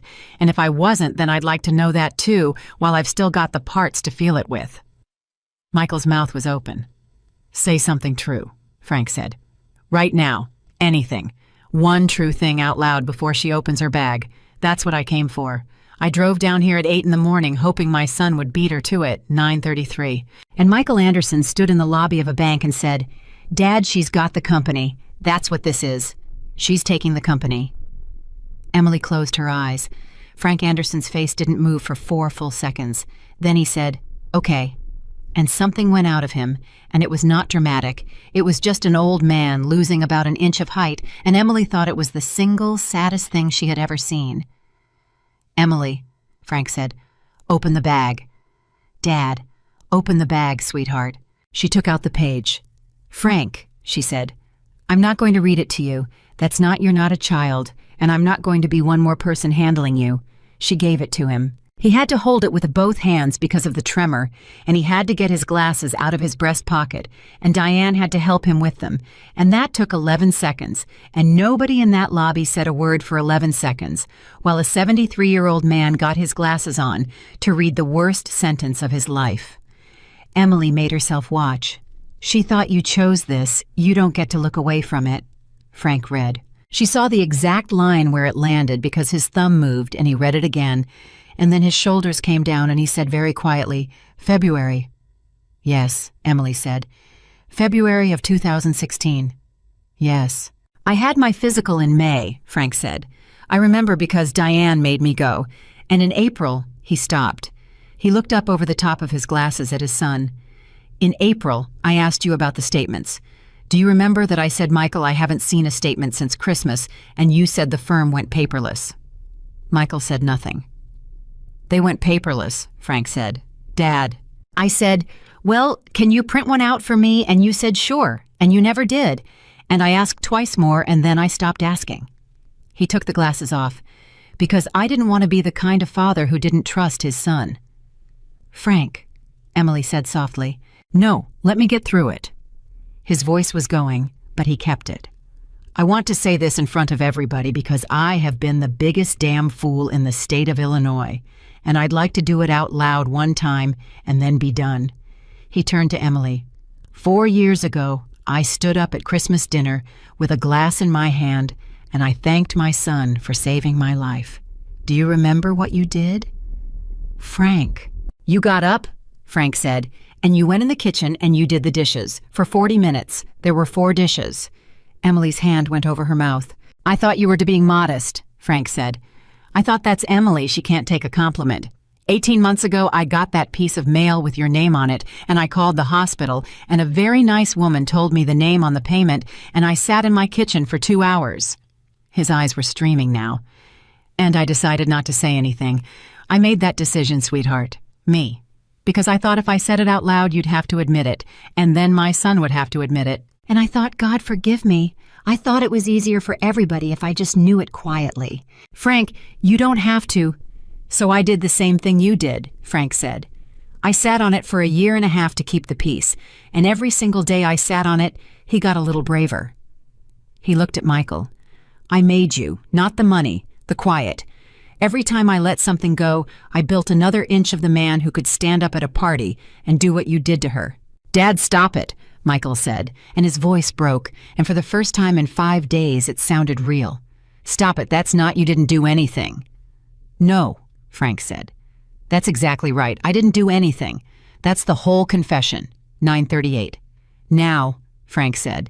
He folded the page carefully in half. "I want to ask you a question, son, and I want you to be very careful because I'm not going to ask it twice." Michael's whole body was shaking. "When I was in that bed," Frank said, "in December of 2021, when the insurance said no the second time, do you remember what you told me?" Silence. "You held my hand," Frank said, "and you said, 'Dad, don't worry about the money. I've got it handled.' Dad." "I've got it handled," Frank said, "and I cried. I cried in front of a nurse because I was so proud of you I couldn't hold it." He held up the folded page. "And now I find out that what you had handled was that you'd already spent my retirement 5 years earlier, and your wife was quietly emptying a dead woman's savings account down the hall while you held my hand and took the credit." Diane made a sound that Emily would hear for years. "Was she in the building?" Frank said. "What?" "When you said, 'I've got it handled.' Was Emily in the building? Was she in the building, Michael?" "She was in the cafeteria," Michael whispered. "She was in the cafeteria," Frank repeated. "On the phone, with a bank, while you held my hand." Michael's legs went. He didn't fall. He just leaned against the wall like the building had shifted. "You want to know the worst part," Frank said. "It isn't the money. I don't care about the money. I'm 73. I've got a house that's paid for and a wife who likes me. The money's nothing." He was crying openly now and not wiping it. "The worst part is that for 4 years you let me be proud. You let me walk into St. Cecilia's every Sunday and tell people my boy saved his old man. You let me be that. And every time I said it, you knew, and you let me say it again." "I was going to pay her back." "Emily," Frank said without turning. "Did he ever pay you back? Frank that doesn't. Did he ever pay you back?" "No," Emily said. "In 9 years?" Frank said. "Not a dollar?" "No." "Did he ever ask?" Emily was quiet. "Emily," Frank said, "did my son ever once ask you what he owed you?" "No," Emily said. "He never asked." 9:41. and Frank Anderson turned around and looked at his son and said the sentence that ended it. "You know what that means," he said. "It means he never thought of it as a debt. You only ask about debts. You don't ask about weather." Michael broke. It was not the ballroom performance. It was not the porch. It was a 39-year-old man sliding down a bank wall next to his business partner, both of them on the floor, and it was ugly and loud, and there was nothing in it that could be used for anything, and Emily stood there and felt the very last piece of it go. Because she'd waited 10 years to see him cry like that, and now that it was here, she felt nothing. Not triumph, not pity, just the flat, clean silence of a room where a machine has finally been switched off. "Dad," Michael said. "Dad, I'm sorry, I'm so sorry." And Frank said, "I know you are." Michael looked up. "That's the thing nobody understands about you," Frank said. "You're always sorry. You've been sorry your whole life. You were sorry at 9, you were sorry at 19, you'd cry so hard your mother'd have to lie down." He put his glasses back in his pocket. "And it never once cost you anything. That's what she figured out. That's what took her 10 years and me 39. Your sorry is free." He turned to Emily. "Sweetheart, I'd like to sit down now." "Yeah," Emily said. "Yeah, Frank."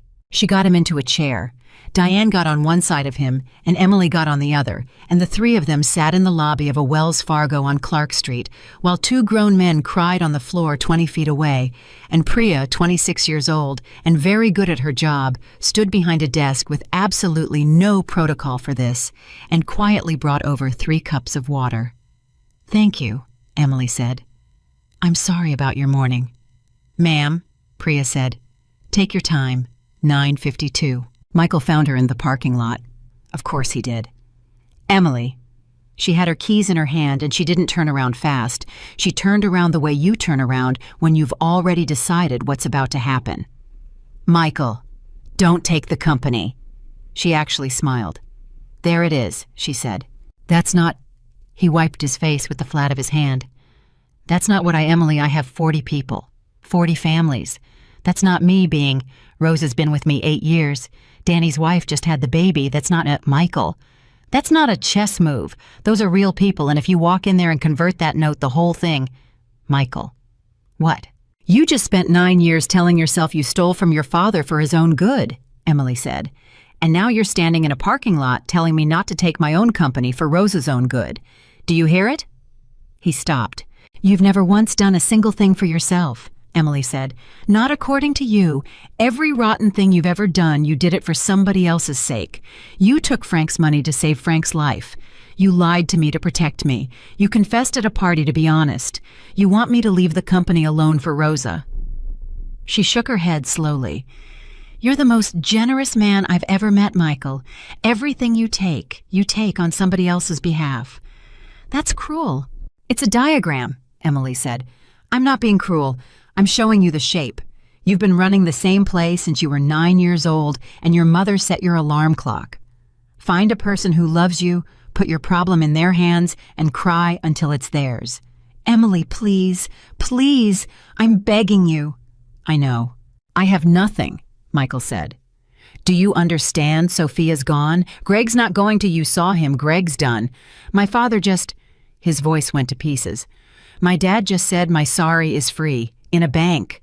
My dad said that to me in a bank." "Yes. I have nothing left. You have exactly what you had in 2016, Emily said. "You've got nothing and you're standing in front of me, and the last time this happened I sat down on the floor with you and said, okay. And it cost me 10 years and my grandmother's money and a Thursday afternoon in a parking garage looking up survival rates alone. That's not fair. Michael," she said it kindly. That was the worst part. "You didn't come out here to save Rosa. You came out here because this is the part where I fix it. You've been waiting 5 days. The whole thing, the flowers, the therapy, the porch, you're the only one who ever believed in me. You've been running the sequence, and you got all the way to the end of it and I didn't do my part, and you don't have another sequence. There isn't one. This is the whole act."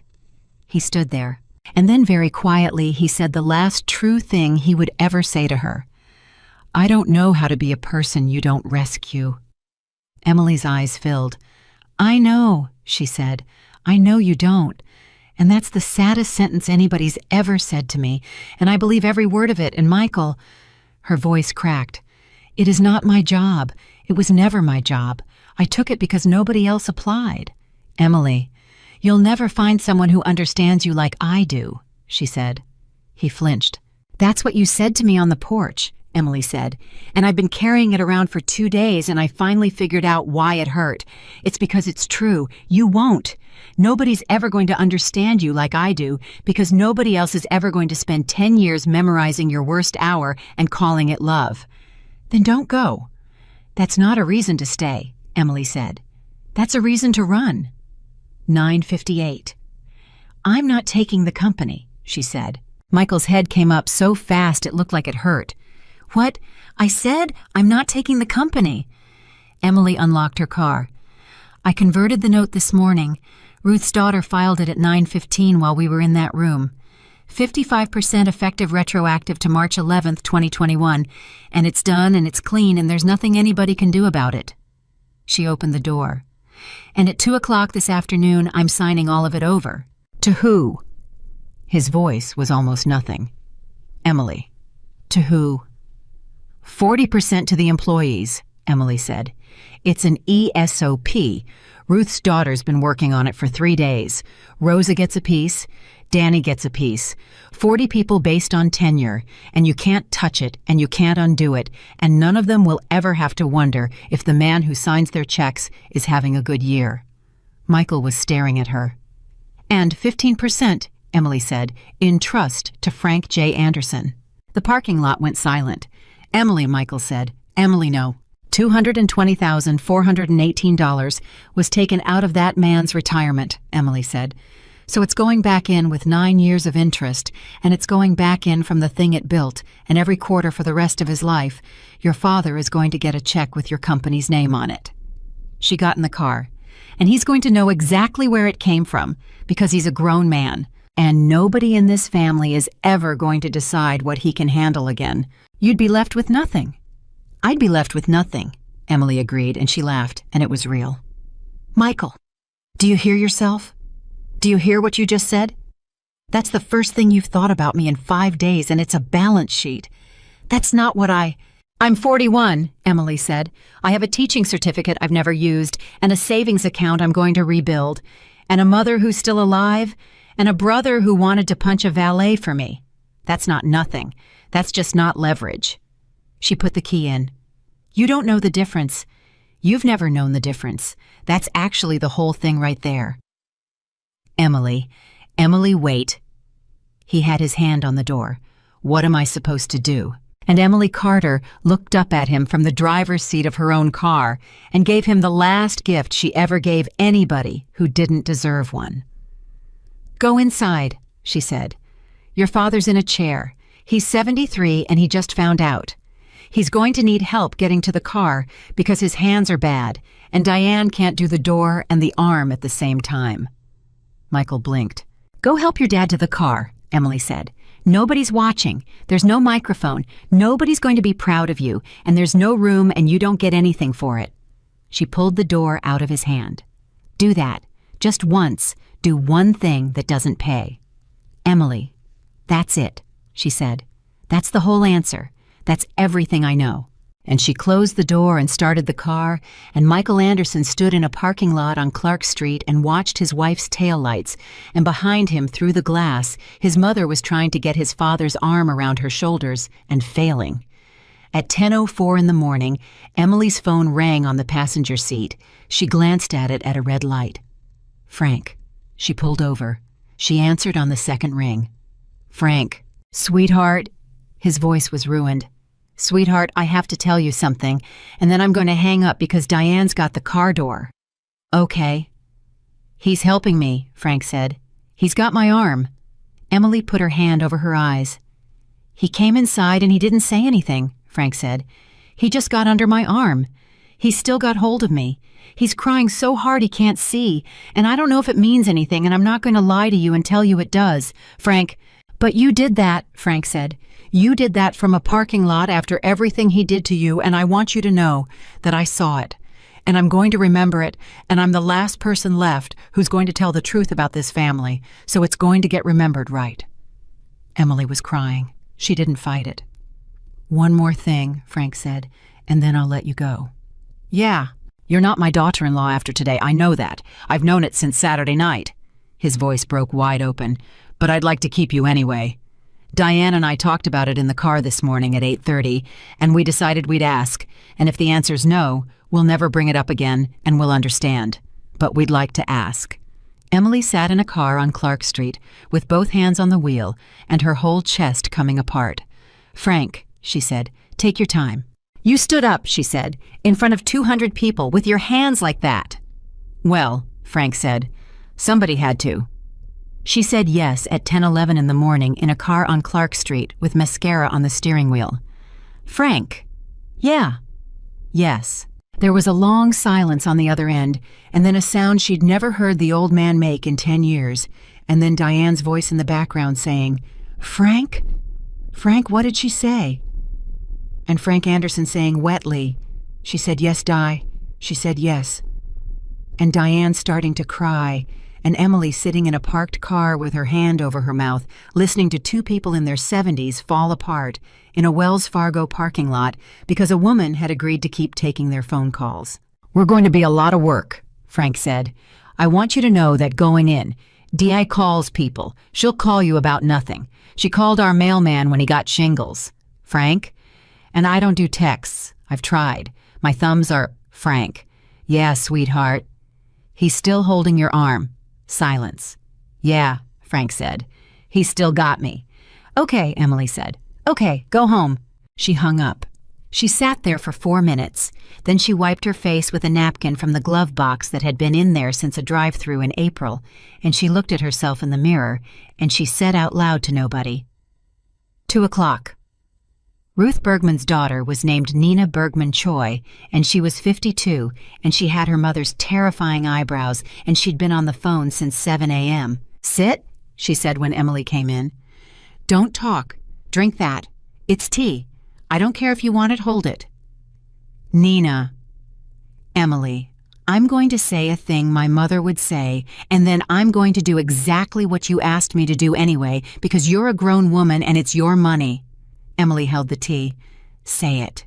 "You are about to sign away $19 million worth of equity," Nina said, "at 41 years old with no job 3 days after your husband did what he did to you in front of your mother." She leaned forward. "And I have been a lawyer for 26 years, and I have watched a great many people make a great many decisions in a great many bad weeks. Say the rest." "The rest is that in 6 months you're going to be sitting in a rental with a heating bill," Nina said. "And you are going to think about today, and I need to know right now that you'll be able to look at it." "Nina, can I tell you what I did on Saturday night?" "I heard what you did on Saturday night.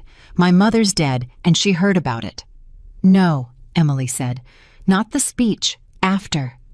Nina sat back. "I drove home," Emily said. "And I stood in my kitchen for about an hour, and then I opened the refrigerator, and there were 11 trays of leftover appetizers in there because I'd made Ben load the car. 11 trays. And I stood in front of that open refrigerator at 1 in the morning in a $500 dress, and I thought I have to do something with this. This is going to go bad." Nina didn't say anything. "My marriage exploded in front of 200 people 3 hours earlier," Emily said, "and my first coherent thought was that somebody had to deal with the food." She set the tea down. "That's what 10 years did to me, Nina. Somebody had to deal with the food. That's my whole personality. And I'm not asking you to admire me for giving the company away. I'm telling you I have to get it out of my hands, or I will spend the next 30 years dealing with the food." Nina Bergman Choi looked at her for a long moment. "My mother liked you," she said. "She told me about you. Do you know that? She told me about you in 2016, no names, but she told me. She came home and she said, 'I met a girl today who's about to make a mistake with her eyes open, and I couldn't stop her, so I wrote her a door.'" Emily's eyes stung. "Page 4. "Page 4, Nina said. "She wrote it in an hour. I watched her do it at the kitchen table. She said, 'This one's not for the girl. The girl will never use it. This one's for whoever's left standing when she finally quits.'" "It was for Frank," Emily said. "She wrote it for Frank." "She wrote it for the truth," Nina said. "She just didn't know who'd be holding it. She pulled the folder across the desk. "All right, sign." Emily signed at 2:06 in the afternoon. 40% to 40 employees weighted by tenure irrevocable. 15% in trust to Frank J. Anderson, with quarterly distributions with Nina as trustee, with a clause that Emily made her put in, and Nina fought her on for 11 minutes and lost that Frank could not under any circumstances assign gift or transfer any portion of it to his son. "He'll try," Emily said. "In 2 years, in 4. Michael will get to him. Michael's very good, and Frank's 73, and he's got exactly 1 child." "So you're deciding what he can handle," Nina said. Emily stopped with the pen in her hand, and she sat with that for a long, long moment, and Nina Bergman Choi watched her sit with it and thought, there it is, that's why my mother liked her. "No," Emily said finally. "Take it out." "Emily, take it out, Nina. You're right. That's the same disease." She pushed the page back. "If Frank Anderson wants to hand his whole trust to his son on a Tuesday because he can't stand it anymore, then that's a 73-year-old man making a choice about his own money, and I don't get a vote. I've had enough votes in that family." Nina looked at her. "You're going to regret that." "Probably," Emily said. "But it'll be his regret, and that's the point of the whole thing." Nina crossed it out and initialed it, and Emily initialed it, and that was that. The remaining 0% went nowhere, because there wasn't any. "You know he owns 45 now," Nina said, walking her out. "Michael, he's still the largest single holder. He's still going to run the place." "For about 10 minutes, Emily said. "What?" "Nina, there are 40 employees who just found out that the man who signs their checks has been telling them for 9 years that he built it himself, and that actually his wife paid for it with her grandmother's money after he stole from his father." Emily got her coat. "You think Rose is going to keep making his coffee?" The vote was 8 days later. Emily wasn't there. She heard about it from Greg Mallory, who called her at 4 in the afternoon from a parking garage and sounded like a man who'd been awake for a week. Greg. They voted him out." Emily sat down on her own stairs. "How?"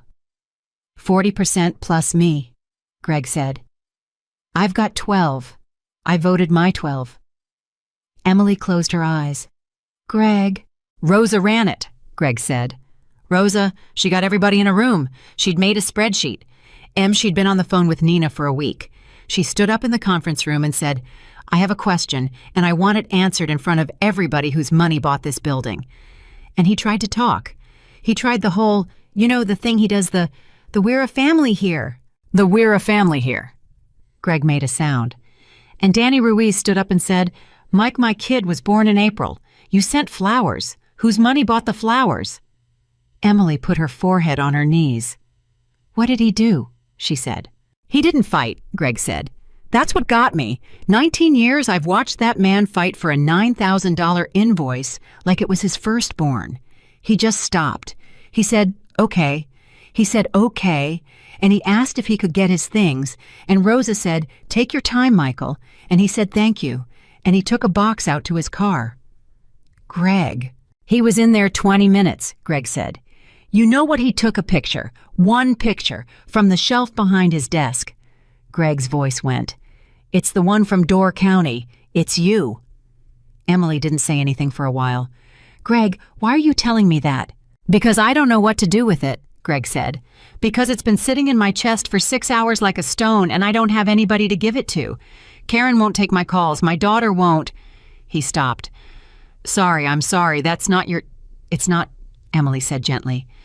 "It's really not." "I know." "Greg, I want to tell you something, and then I think we probably shouldn't talk anymore." "Yeah."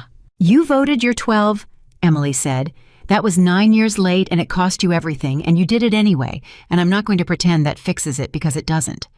But I want you to hear one true thing from me before we're done, because I don't think anybody's going to say it to you again." "Okay." "You were the last one out," Emily said.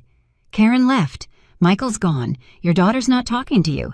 And you're the only person in this entire thing who lost everything and got nothing. And you did it on purpose at 58 in a conference room when you could have just kept quiet for 8 more days and nobody would have known."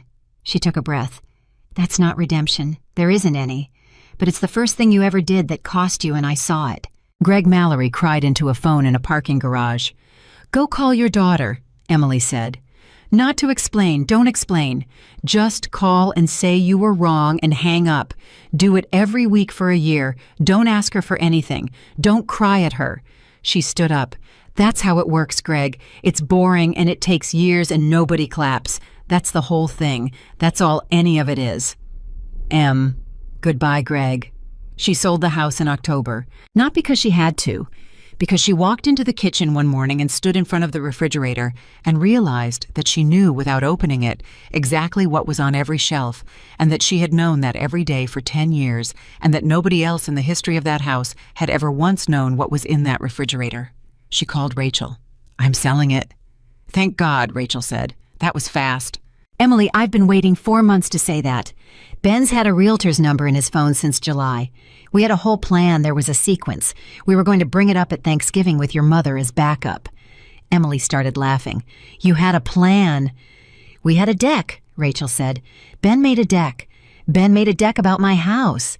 "Ben made a deck about your house," Rachel said, "because Ben is a 50-year-old man who does not know how to say, 'I love you and I'm scared for you.' So he made a deck. There's a slide about closet space." And Emily Carter sat down on the floor of her own kitchen and laughed until she couldn't breathe. And then she stopped laughing, and Rachel stayed on the phone, and neither of them said anything for 4 minutes, which is a very long time to say nothing on a telephone, and it was, Emily thought later, the single kindest 4 minutes of her life. She moved into a 2-bedroom in Ravenswood with a radiator that banged.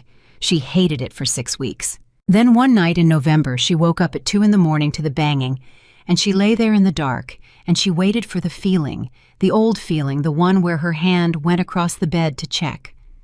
And it didn't come. She lay there in the dark and did an inventory, and it went like this: "Nobody in this apartment is lying to me. Nobody in this apartment needs me to fix something before breakfast. Nobody in this apartment is going to come home at 9 and say the traffic was bad." And Emily Carter, 41 years old in a rental with a bad radiator, started laughing at 2 a.m. and couldn't stop, and it went on so long that the woman upstairs banged on the floor, and Emily said sorry to the ceiling and kept laughing. She went back to the community center in January. It had been 11 years. The building was the same, and everything else was different. And the woman running the art program was named Yvonne Price, and she was 66 years old and had been there for 31 of them, and she took one look at Emily and said, "You're the one who did the ceramics." That was 2015. "Honey, I've got a memory like a tax auditor," Yvonne said. "You did the ceramics, and then you stopped, and I always wondered why. Nobody stops in the middle of a kiln cycle." Emily opened her mouth to say something about being busy, and then she didn't. "My husband's business was failing," she said, "so I got a second job." Yvonne Price looked at her for a beat. "And now I don't have a husband, a business, or a second job," Emily said. And Yvonne Price threw her head back and laughed so loud that 2 kids came in from the hallway to see what happened, and she said, "Well, get in here then. Wash your hands. Table 3's a disaster, and I'm not doing it." That was Tuesday. By March, she was there 4 days a week running the Wednesday and Thursday sessions, and the pay was so bad it was almost a joke and she'd stopped noticing. His name was Daniel Williams, and he was a pediatrician, and he'd been volunteering there on Thursdays for 6 years, and Emily didn't notice him for 2 months. That was the thing she'd think about later. She didn't notice him. He didn't do anything to be noticed. He came in at 4, and he sat down at the table with whatever kid was having the worst week, and he stayed for 2 hours and he left, and he never once told anyone he was a doctor. She found out in April by accident because a kid named Marcus cut his hand on a broken tile, and Daniel had the bleeding stopped and the kid laughing in about 40 seconds. And Emily said, "Where'd you learn that?" And Daniel said, "Med school mostly." "You're a doctor." "I'm a pediatrician." "You've been coming here for 6 years and you never said that." Daniel Williams shrugged and said, "Nobody asked," and went back to gluing a tile, and something in Emily's chest went very quiet and very still. "Why?" she said. "Why what? Why would you not say it? People say it. People say it at parties. People work it into the first 10 minutes. Daniel thought about it. That was the other thing. He actually thought about it for 4 or 5 seconds, which nobody ever did. "Because they'd be nicer to me," he said, "and I'd like it, and then I'd start needing it." He pressed the tile down. "I had a father who needed it." Emily sat down across from him. "That's the most honest thing anybody said to me in about a year," she said. "I'm not always like this," Daniel said. "I'm mostly boring. I have a very small life. I have a dog with a bad hip, and I make the same 4 dinners." "What are the 4 dinners?" And Daniel Williams looked up surprised, and Emily watched a 48-year-old man realize that somebody had asked him a follow-up question, and she thought, oh no. They didn't go out for 4 more months. He didn't ask. That was the thing that undid her. He didn't ask in April, he didn't ask in May, and by June she'd realized he wasn't going to ask, and it drove her out of her mind. And in July she finally said, "Daniel, are you not asking me out on purpose?" He put down the glue. "Yes," he said. "Why? Because you got divorced in February." Emily blinked. "How do you know when I got divorced?" "Yvonne," Daniel said. "Yvonne. Yvonne told me in about 9 seconds, Emily, she's Yvonne. So you've known since February," Daniel said. He looked up. "And I decided in February that if I asked you in March or April or May, then somewhere in the back of your head forever, there'd be a little voice that said, he showed up when I was broken. And you'd never be able to prove it wasn't that, not to yourself." He shrugged. "I didn't want to be the rebound, not because of my pride, because you'd have to live in it." Emily stared at him. "That's insane," she said. "Probably. That's Daniel. That's 4 months of your life." "I'm 48, Daniel said. "I've got some to spare." "You waited 4 months so that I'd know I picked you." "Yeah," Daniel said, and went back to the glue, and Emily Carter had to go stand in the supply closet for 2 full minutes. She came out and said, "Thursday." "What?" "Thursday," Emily said. "You're not asking, I'm asking Thursday." And Daniel Williams smiled for the first time in a way she'd ever actually seen and said, "Okay, but I want to say something first, and it's going to sound strange." "Everything you say sounds strange." "If it's bad," he said, "if we go and it's bad or it's fine or it's nothing, I'd like to still come on Thursdays. This place matters to me. It mattered before you." He said it plainly, with no edge in it at all. "So can we agree on that first? I don't want a good dinner to cost me 6 years."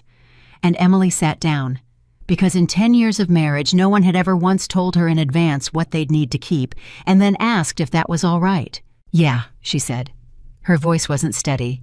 "Yeah, Daniel, we can agree on that."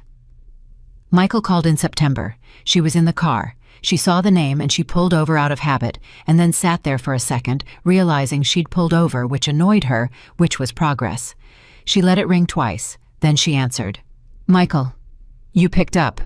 "I did. I've called you 11 times since February," he said. "I know." "Why now?"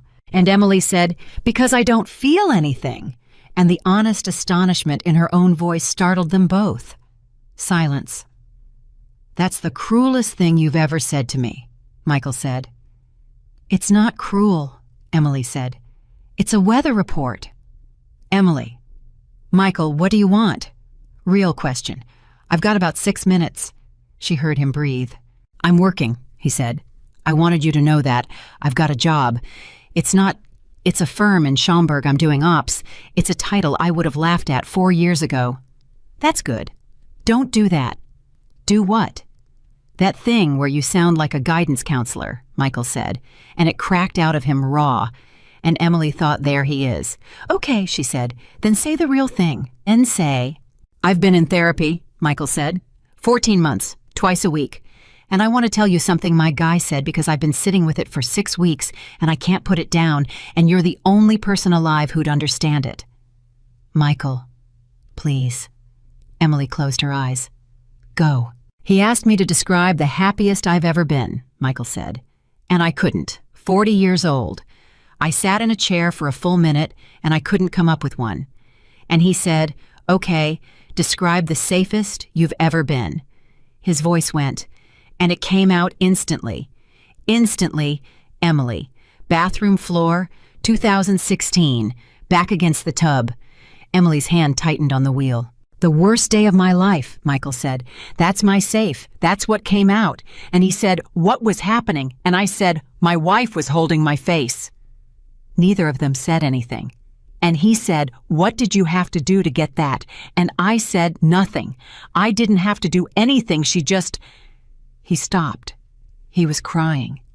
And he said, "No, you had to be destroyed. That's the price. You could only be held if you were destroyed. Emily was crying too silently in a parked car, and she was so angry about it that she almost laughed. "So I've been going back through it," Michael said. "All of it. Every time I ever felt loved. And it's always the same. It's always the floor. Emily, I don't think I ever cheated on you for Sophia. I think—" His voice failed. "I think I was trying to get back on the floor. Michael, I burned my whole life down to get you to hold my face again." Emily sat there, and here's what she noticed and what she would tell Daniel that night and her therapist that Friday and Rachel about 10 times over the next year. She noticed that it was probably true. She noticed that it was the most self-aware sentence Michael Anderson had ever produced in his life, and she noticed that her hand had not moved toward the door. "That's a very good insight," Emily said. "Hey, Emily." "No, I mean it. That's real. Your guy's earning it. That's the actual truth about you, and it took you 40 years to find it. And I'm not being sarcastic. I'm not—" She wiped her face. "Michael, I want to be very careful here, because this is the last conversation we're ever going to have, and I want to get it right." "Don't say that." "You just handed me the floor," Emily said. Silence. "What? You just did it again," Emily said. "You just told me the most devastating thing about yourself in the most naked possible way, at the exact moment you had nothing else left to a woman in a car who hasn't spoken to you in 7 months. Why? Why me? You've got a therapist. You've got a mother who'd crawl over glass for you. Why did you need me to know?" He didn't answer. "Because I'm the only one it works on," Emily said gently. "Because the insight isn't the point. The insight's the new flowers. That's not fair. Michael, it's not even a criticism." She was crying, and her voice was steady, and she didn't know how both were happening. "You're doing it out of your bones. You're not scheming. I know you're not. You just found out you're a man who can only be loved on a bathroom floor, and so the first thing you did was call me and get on the floor. That's not a lie. That's the most honest thing you've ever done. It's just also the exact thing you've always done." The line was quiet for a long time. "So there's nothing," Michael said. "There's nothing I can ever do." "There's a great deal you can do," Emily said. "It's just none of it is to me." "Emily, you want to know what would have saved us," she said. "Do you actually want to know? Because I've had 18 months and a very expensive Wednesday appointment to think about it, and I know the answer. Yes." "One Tuesday in 2017, Emily said, you should have come home and said, 'I'm fine.'" Silence. "What?" "That's it," Emily said. "That's the whole thing. One ordinary Tuesday, nothing wrong, no crisis, no floor, and you walk in and I say, 'How was your day?' And you say, 'It was fine. Nothing happened. I don't need anything. How was yours?'" Her voice broke. "And then you listen to the answer, Michael, for 9 minutes, about nothing, about a woman at the co-op who was rude about a melon." That's it," Emily said. "That's marriage. It's not the bathroom floor. It's not the ballroom. It's not the grand confession or the grand rescue. It's a man saying, 'Nothing happened today,' and a woman saying, 'Tell me anyway.'" She was sobbing now, and she let it happen. "You never gave me one of those. 10 years. I don't have a single ordinary Tuesday. I have crises, Michael. That's my whole marriage. I have a highlight reel of catastrophes and not one single Tuesday." She heard him break. "I don't know how to do that," he said. "I know.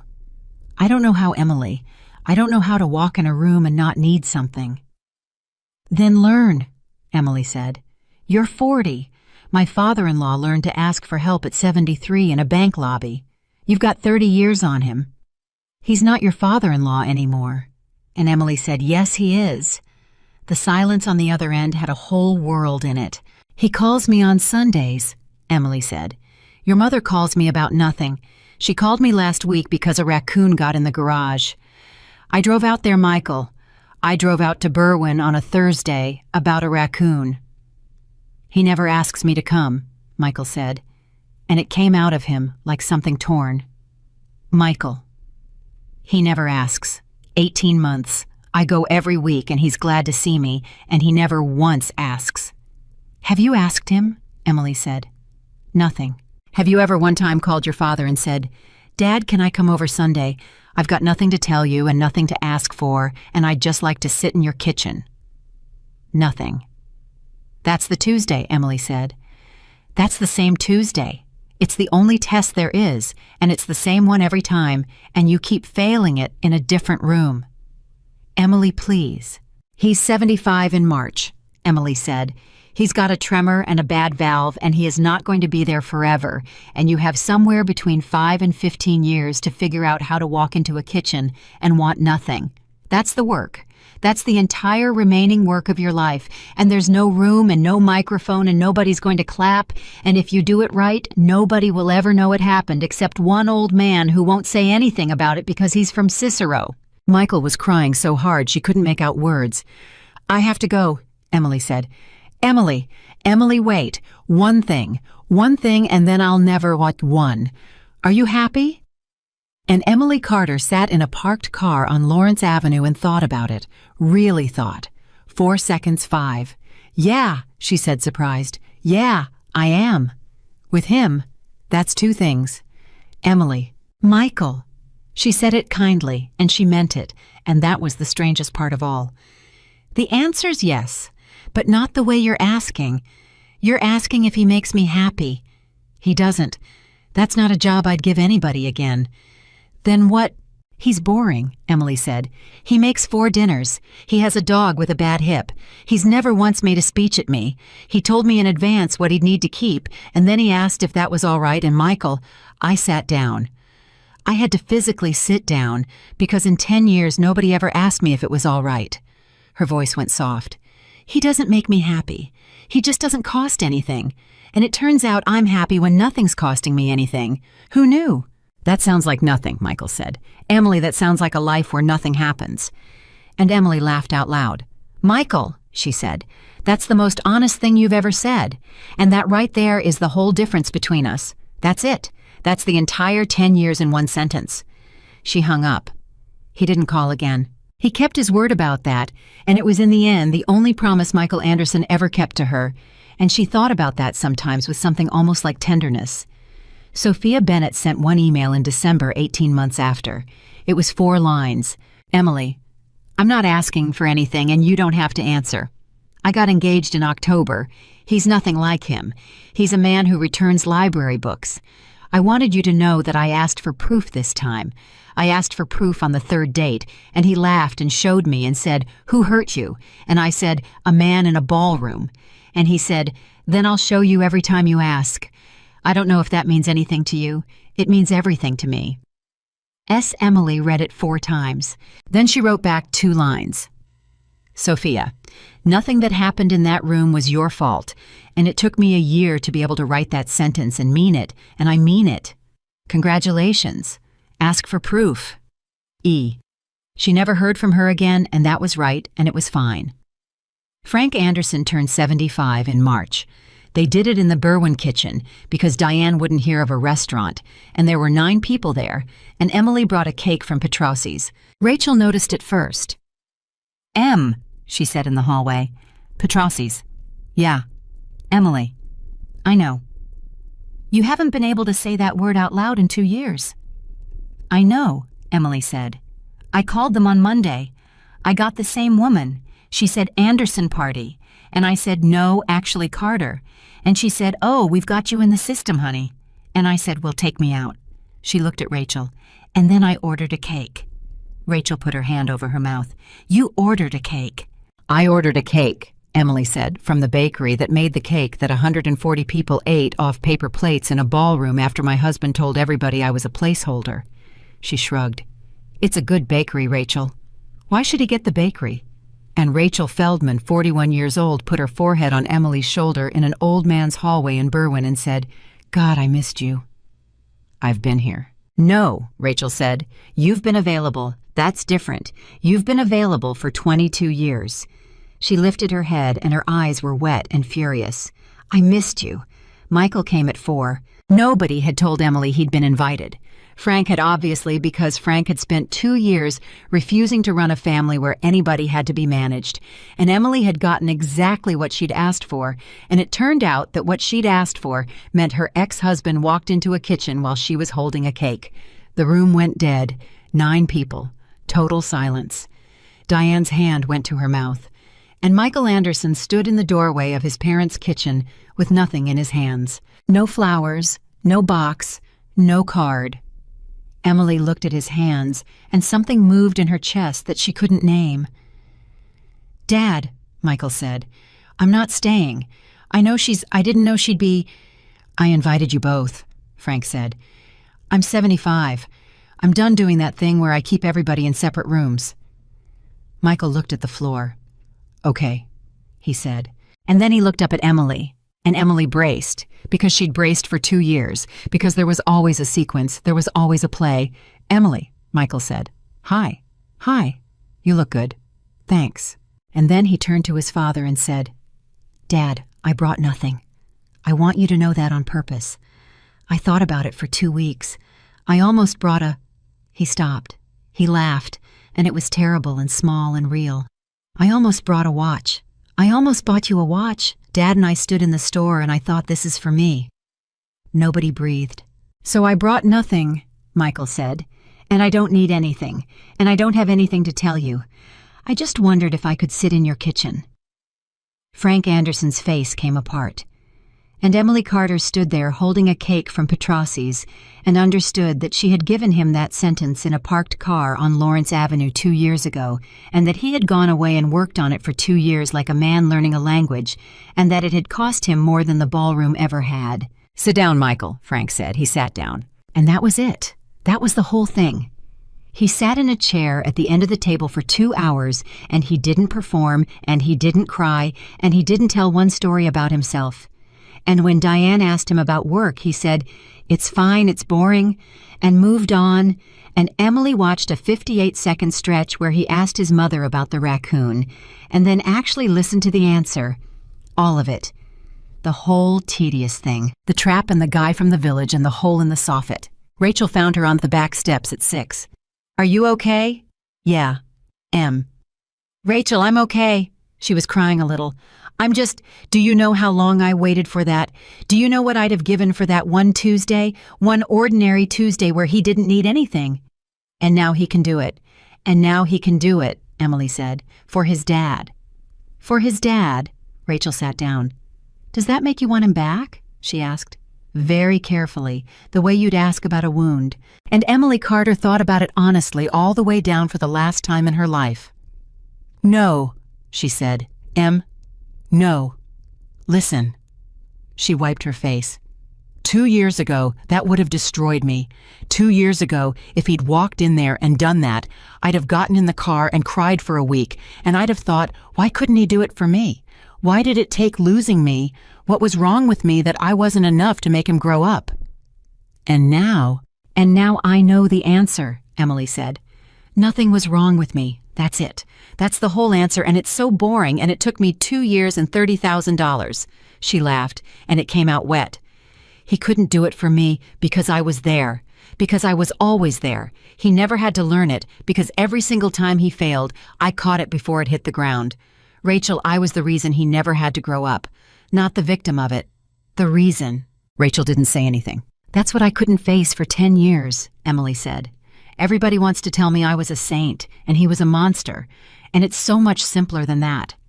I found a man who couldn't stand up, and I held him up, and then I got angry that he couldn't stand." She shook her head. "The day I left, he started learning. It took 18 months and a bank lobby and losing everything he had. And that's not tragic. That's just what it costs. It was always going to cost that. The only thing my 10 years bought was the delay." "That's the saddest thing I've ever heard." "It's not," Emily said. "That's the thing. It's really not." She looked out at Frank Anderson's yard. "Because I got to find out what I was doing. Rachel, I'm 43, and I found out what I do. I find drowning people, and I hold them up, and I call it love, and I feel holy while I do it." She turned. "I've been doing it since I was 9. I did it to my mother. I did it to you in college." "You did," Rachel said quietly. "I know." "Emily, you did, in 1997. I'm not going to pretend you didn't." "I know," Emily said, "and I'm sorry." "I loved it," Rachel said. "That's the part nobody says. I loved it. It was the best thing that ever happened to me, and it took me 20 years to notice that you'd never once let me do anything for you." They sat there. "Last Thursday," Emily said, "the car wouldn't start." "What?" "In the lot at the center, battery. And I stood there with the hood up and I got out my phone and I had my hand on AAA. She was smiling and crying and it was ridiculous. And I put it down and I walked back in the building and I found Daniel and I said, 'My car won't start and I don't know what to do.'" Rachel started crying. "Rachel," I said it out loud, to a man, "I don't know what to do." Emily pressed both hands to her face. "Do you know I've never said that 43 years? I have never said that sentence to another human being in my entire life." "What did he say?" "He said, 'Okay,'" Emily said, and Rachel Feldman made a sound and grabbed her hand. "He said, 'Okay,' and he got his cables and he did it, and it took him 9 minutes, and it didn't work the first time, and he swore, and then it worked. And he said, 'You should get that tested,' and I said, 'Okay,' and we went and got a sandwich." Emily was laughing and sobbing at once. "That's it. That's the whole story. There's no Rachel. There's no event. Nothing happened. It's the biggest day of my life, and there's nothing in it." "Emily." "It was a Tuesday," Emily said. Michael came out at 6:40 to say goodbye. He stood on the bottom step with his keys in his hand. "I'm heading out." "Okay." "Emily."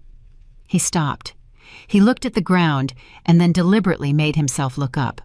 "I want to say something, and I want you to know I'm not asking for anything back. I've been practicing. My guy made me practice it because he said I'd try to make it a transaction, and he's right, I would." "Okay." "Thank you for my father," Michael said. Emily's throat closed. "That's it," he said. "That's all of it. I get a father because you did something on a Tuesday in a bank when you had every reason not to, and you didn't have to, and nobody made you and nobody was watching, and I get to sit in his kitchen because of it. I would not have him without you. I'd have a man who died proud of a son who didn't exist." His voice broke once, and he let it, and then he got it back, and Emily saw the work in that 2 years of it. "So, thank you, that's it. You don't have to say anything." And he turned around and walked to his car. He didn't look back. He didn't linger at the door. He didn't wait for her to say it back. And that, in the end, was the only real gift Michael Anderson ever gave her, and it took him 2 years and everything he owned to be able to afford it. Frank died on a Sunday in the fall 4 years later at 79 in his own kitchen with a cup of coffee in front of him, which is exactly what he'd have picked. Emily got the call at 7:40 in the morning. It was Michael. "Emily?" She knew from the shape of the sound. "Michael!" "An hour ago."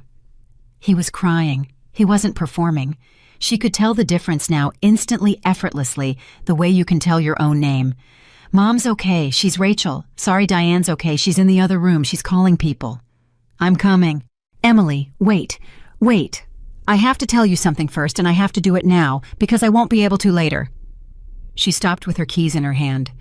"He was fine," Michael said.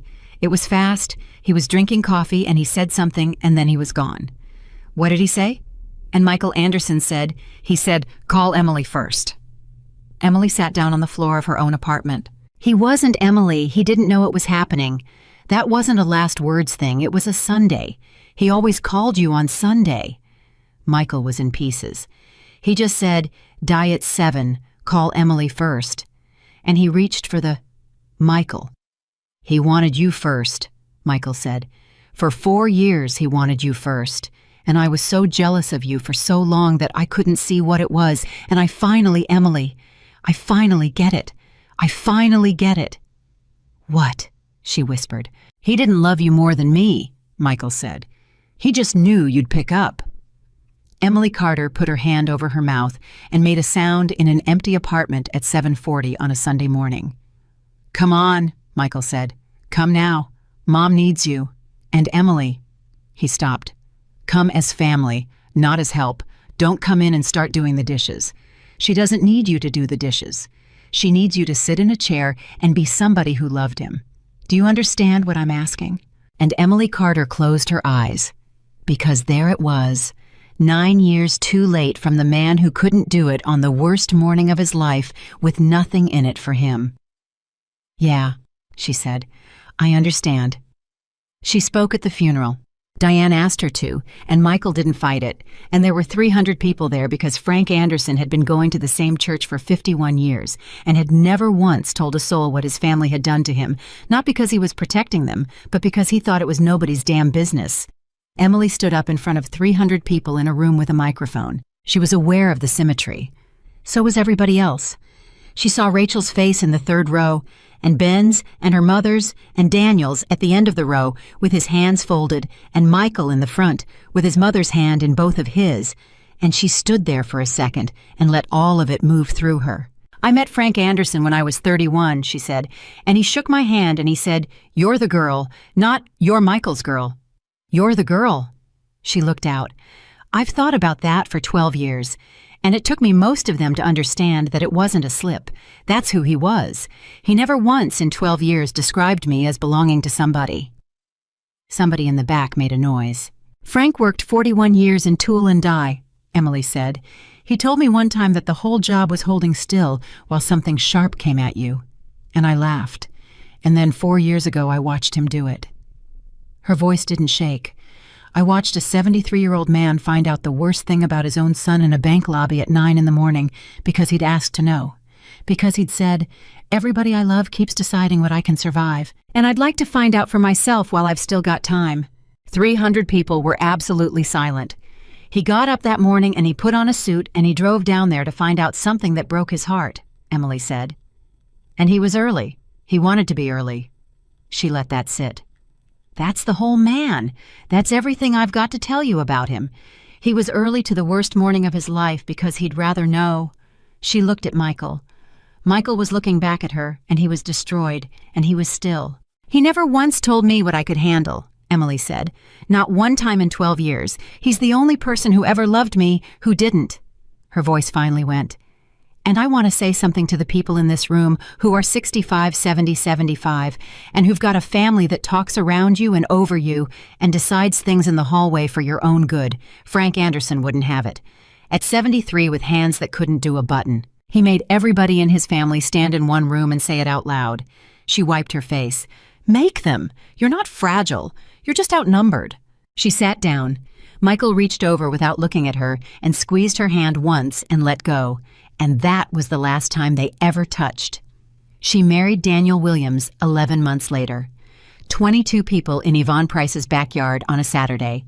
Yvonne made the food and refused all help and told Emily to sit down 4 separate times, and the 4th time she said, "Emily Carter, if you get up one more time, I'm going to put you in the car." And Emily sat. There was no toast. That was Daniel's idea. And it was the last thing anybody expected. And it was the only wedding gift she'd ever wanted in her life. "No speeches," he said. "None. Not me, not Ben, not Rachel, not anybody. Nobody stands up. Nobody gets a microphone." "Daniel, Emily." He took her hands. "You've heard enough of what people can say in front of a room. You've had a lifetime of it. I've got nothing to tell 22 people about you that you don't already know, and if I ever do have something to say, I'd like to just say it to you on a Tuesday in a kitchen where it's cheap." Emily Carter put her face in her hands. "You're going to be very hard to leave," she said. "That's the idea," Daniel said. She was 48 when the community center made her director. It paid less than Michael's company had paid its receptionist. She had a dog with a bad hip, and a husband who made 4 dinners, and a mother-in-law who wasn't her mother-in-law, who called her every single week about nothing until she died at 86, and Emily drove out to Berwyn for 11 years about raccoons. She never got the money back, not a dollar of the $220,418. Nina Bergman Choi asked her about it once years later over lunch, and Emily thought about it and said, "Nina, my grandmother worked at a Woolworth's for 31 years. "I know. She died with $220,000 and she never told anybody she had it," Emily said. "Not one person. She just sat on it. 31 years of standing up in a saved account doing nothing." She put down her fork. "And I spent it saving a man who couldn't stand up, which was wrong. It was the wrong thing to do with it, and I knew it when I did it, and Ruth told me not to." So it bought Frank Anderson 4 more years, Emily said, and it bought 40 people a piece of a company, and it bought me a bathroom floor in 2016 where I found out exactly who I was, and it took me 10 more years to be able to look at it. She smiled. "Nina, that's not nothing. That's just not a return." Rachel asked her once on a porch about 20 years after, "Do you ever think about that night?"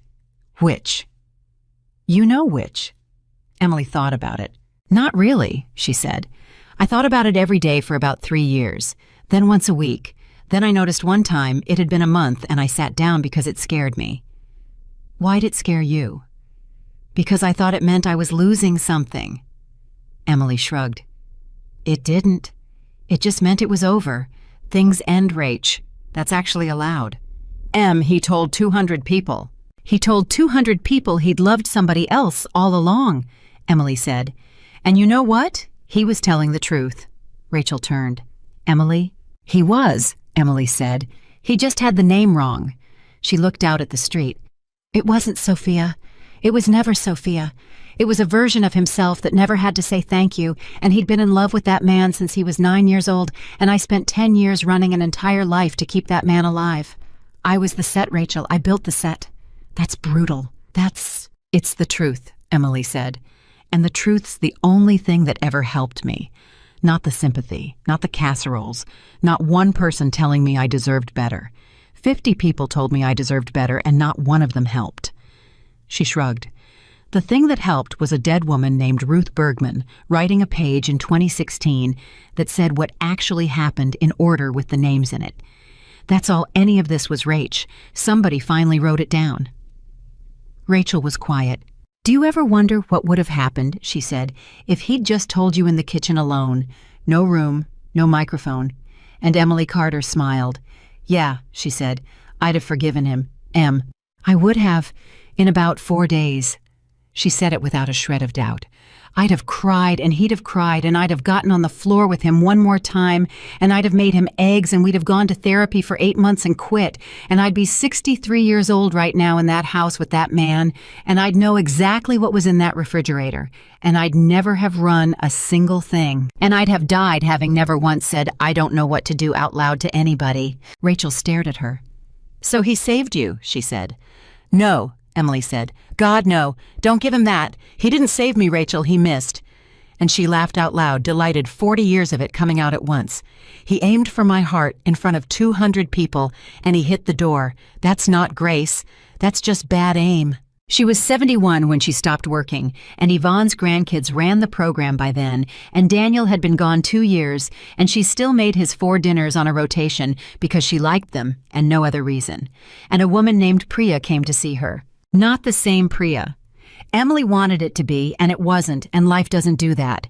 This one was a graduate student writing about elder financial exploitation in Illinois, and somebody had given her Nina Bergman Choi's name, and Nina had given her Emily's. "Mrs. Williams." "Carter," Emily said. "I kept Carter, both times. Long story. Not really." "Miss Carter, I want to ask you about the 2016 document, the acknowledgement page. It's cited in about 9 papers now. People call it the Bergman Clause." Emily laughed. "Ruth would have hated that." "Can I ask you something that isn't in the file?" "You can ask." "Why didn't you read it?" the girl said. "For 9 years, you had it. You could have opened it any day."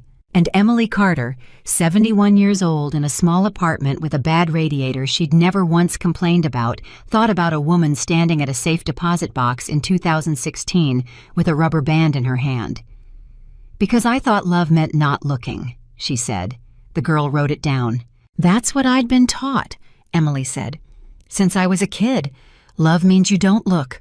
Love means you cover it. Love means you carry it and don't mention it and don't make anybody uncomfortable, and you do it forever. And if you do it long enough, they'll love you back." And they don't. "No," Emily said. "They don't. They can't. You can't love a person who's holding your worst thing for you. You can only owe them." She sat back. "That's what nobody tells you. It's not that they're cruel. It's that debt and love can't live in the same room. One of them eats the other one, every time. It took me 40 years to learn that, and I'd like somebody to get it for free." The girl looked up. "So what do you tell people," she said, "when they ask? Women in their 50s, 60s who've been carrying somebody for 30 years, and they're not sure, and they're scared, and they think it's too late." And Emily Carter, who had once written a woman's name in gold pen at her own kitchen table 11 days before her life ended, sat in a chair in a small apartment and gave the only answer she had. I tell them the truth, she said. I tell them nobody's coming. Nobody's going to walk in and choose you and hand you your life back with a bow on it. That's the story you got sold, and it's why you're 60 and still waiting in a kitchen. She leaned forward. I tell them the day it changes isn't the day somebody finally picks you. It's the day you stop standing in the room where the picking happens. The girl stopped writing. That's it. That's all of it, Emily said. Everybody thinks the great moment of my life was in that ballroom. It wasn't. It wasn't the folder either, or the bank, or the vote. Those are just things that happened to me. Then what was it? And Emily smiled. A parking lot, she said. A Thursday, a dead battery, and a man with jumper cables, and me walking back into a building to say 4 words I'd never said in my life. She stood up, 71 years old, and her hands were steady. I didn't lose 10 years, she said. People are always trying to hand me that, and I won't take it. 10 years taught me the exact shape of the thing I do and what it costs and what it isn't. I paid full price and I got the whole education, and there's no refund, and I don't want one. The girl closed her notebook. Ms. Carter, can I ask one more off the record? Sure. Was it worth it? And Emily Carter, in a chair in a small apartment in the last decade of a life that had been paid for in full, looked at a 26-year-old girl with a notebook and said the thing she'd spent 40 years earning the right to say. Honey, I spent 10 years waiting for a man to choose me, and one Tuesday in a parking lot, I finally stopped waiting and chose myself instead. She stood and she went to put the kettle on because it was 4 o'clock and nothing was happening and nobody needed anything, and that was the best part of the day.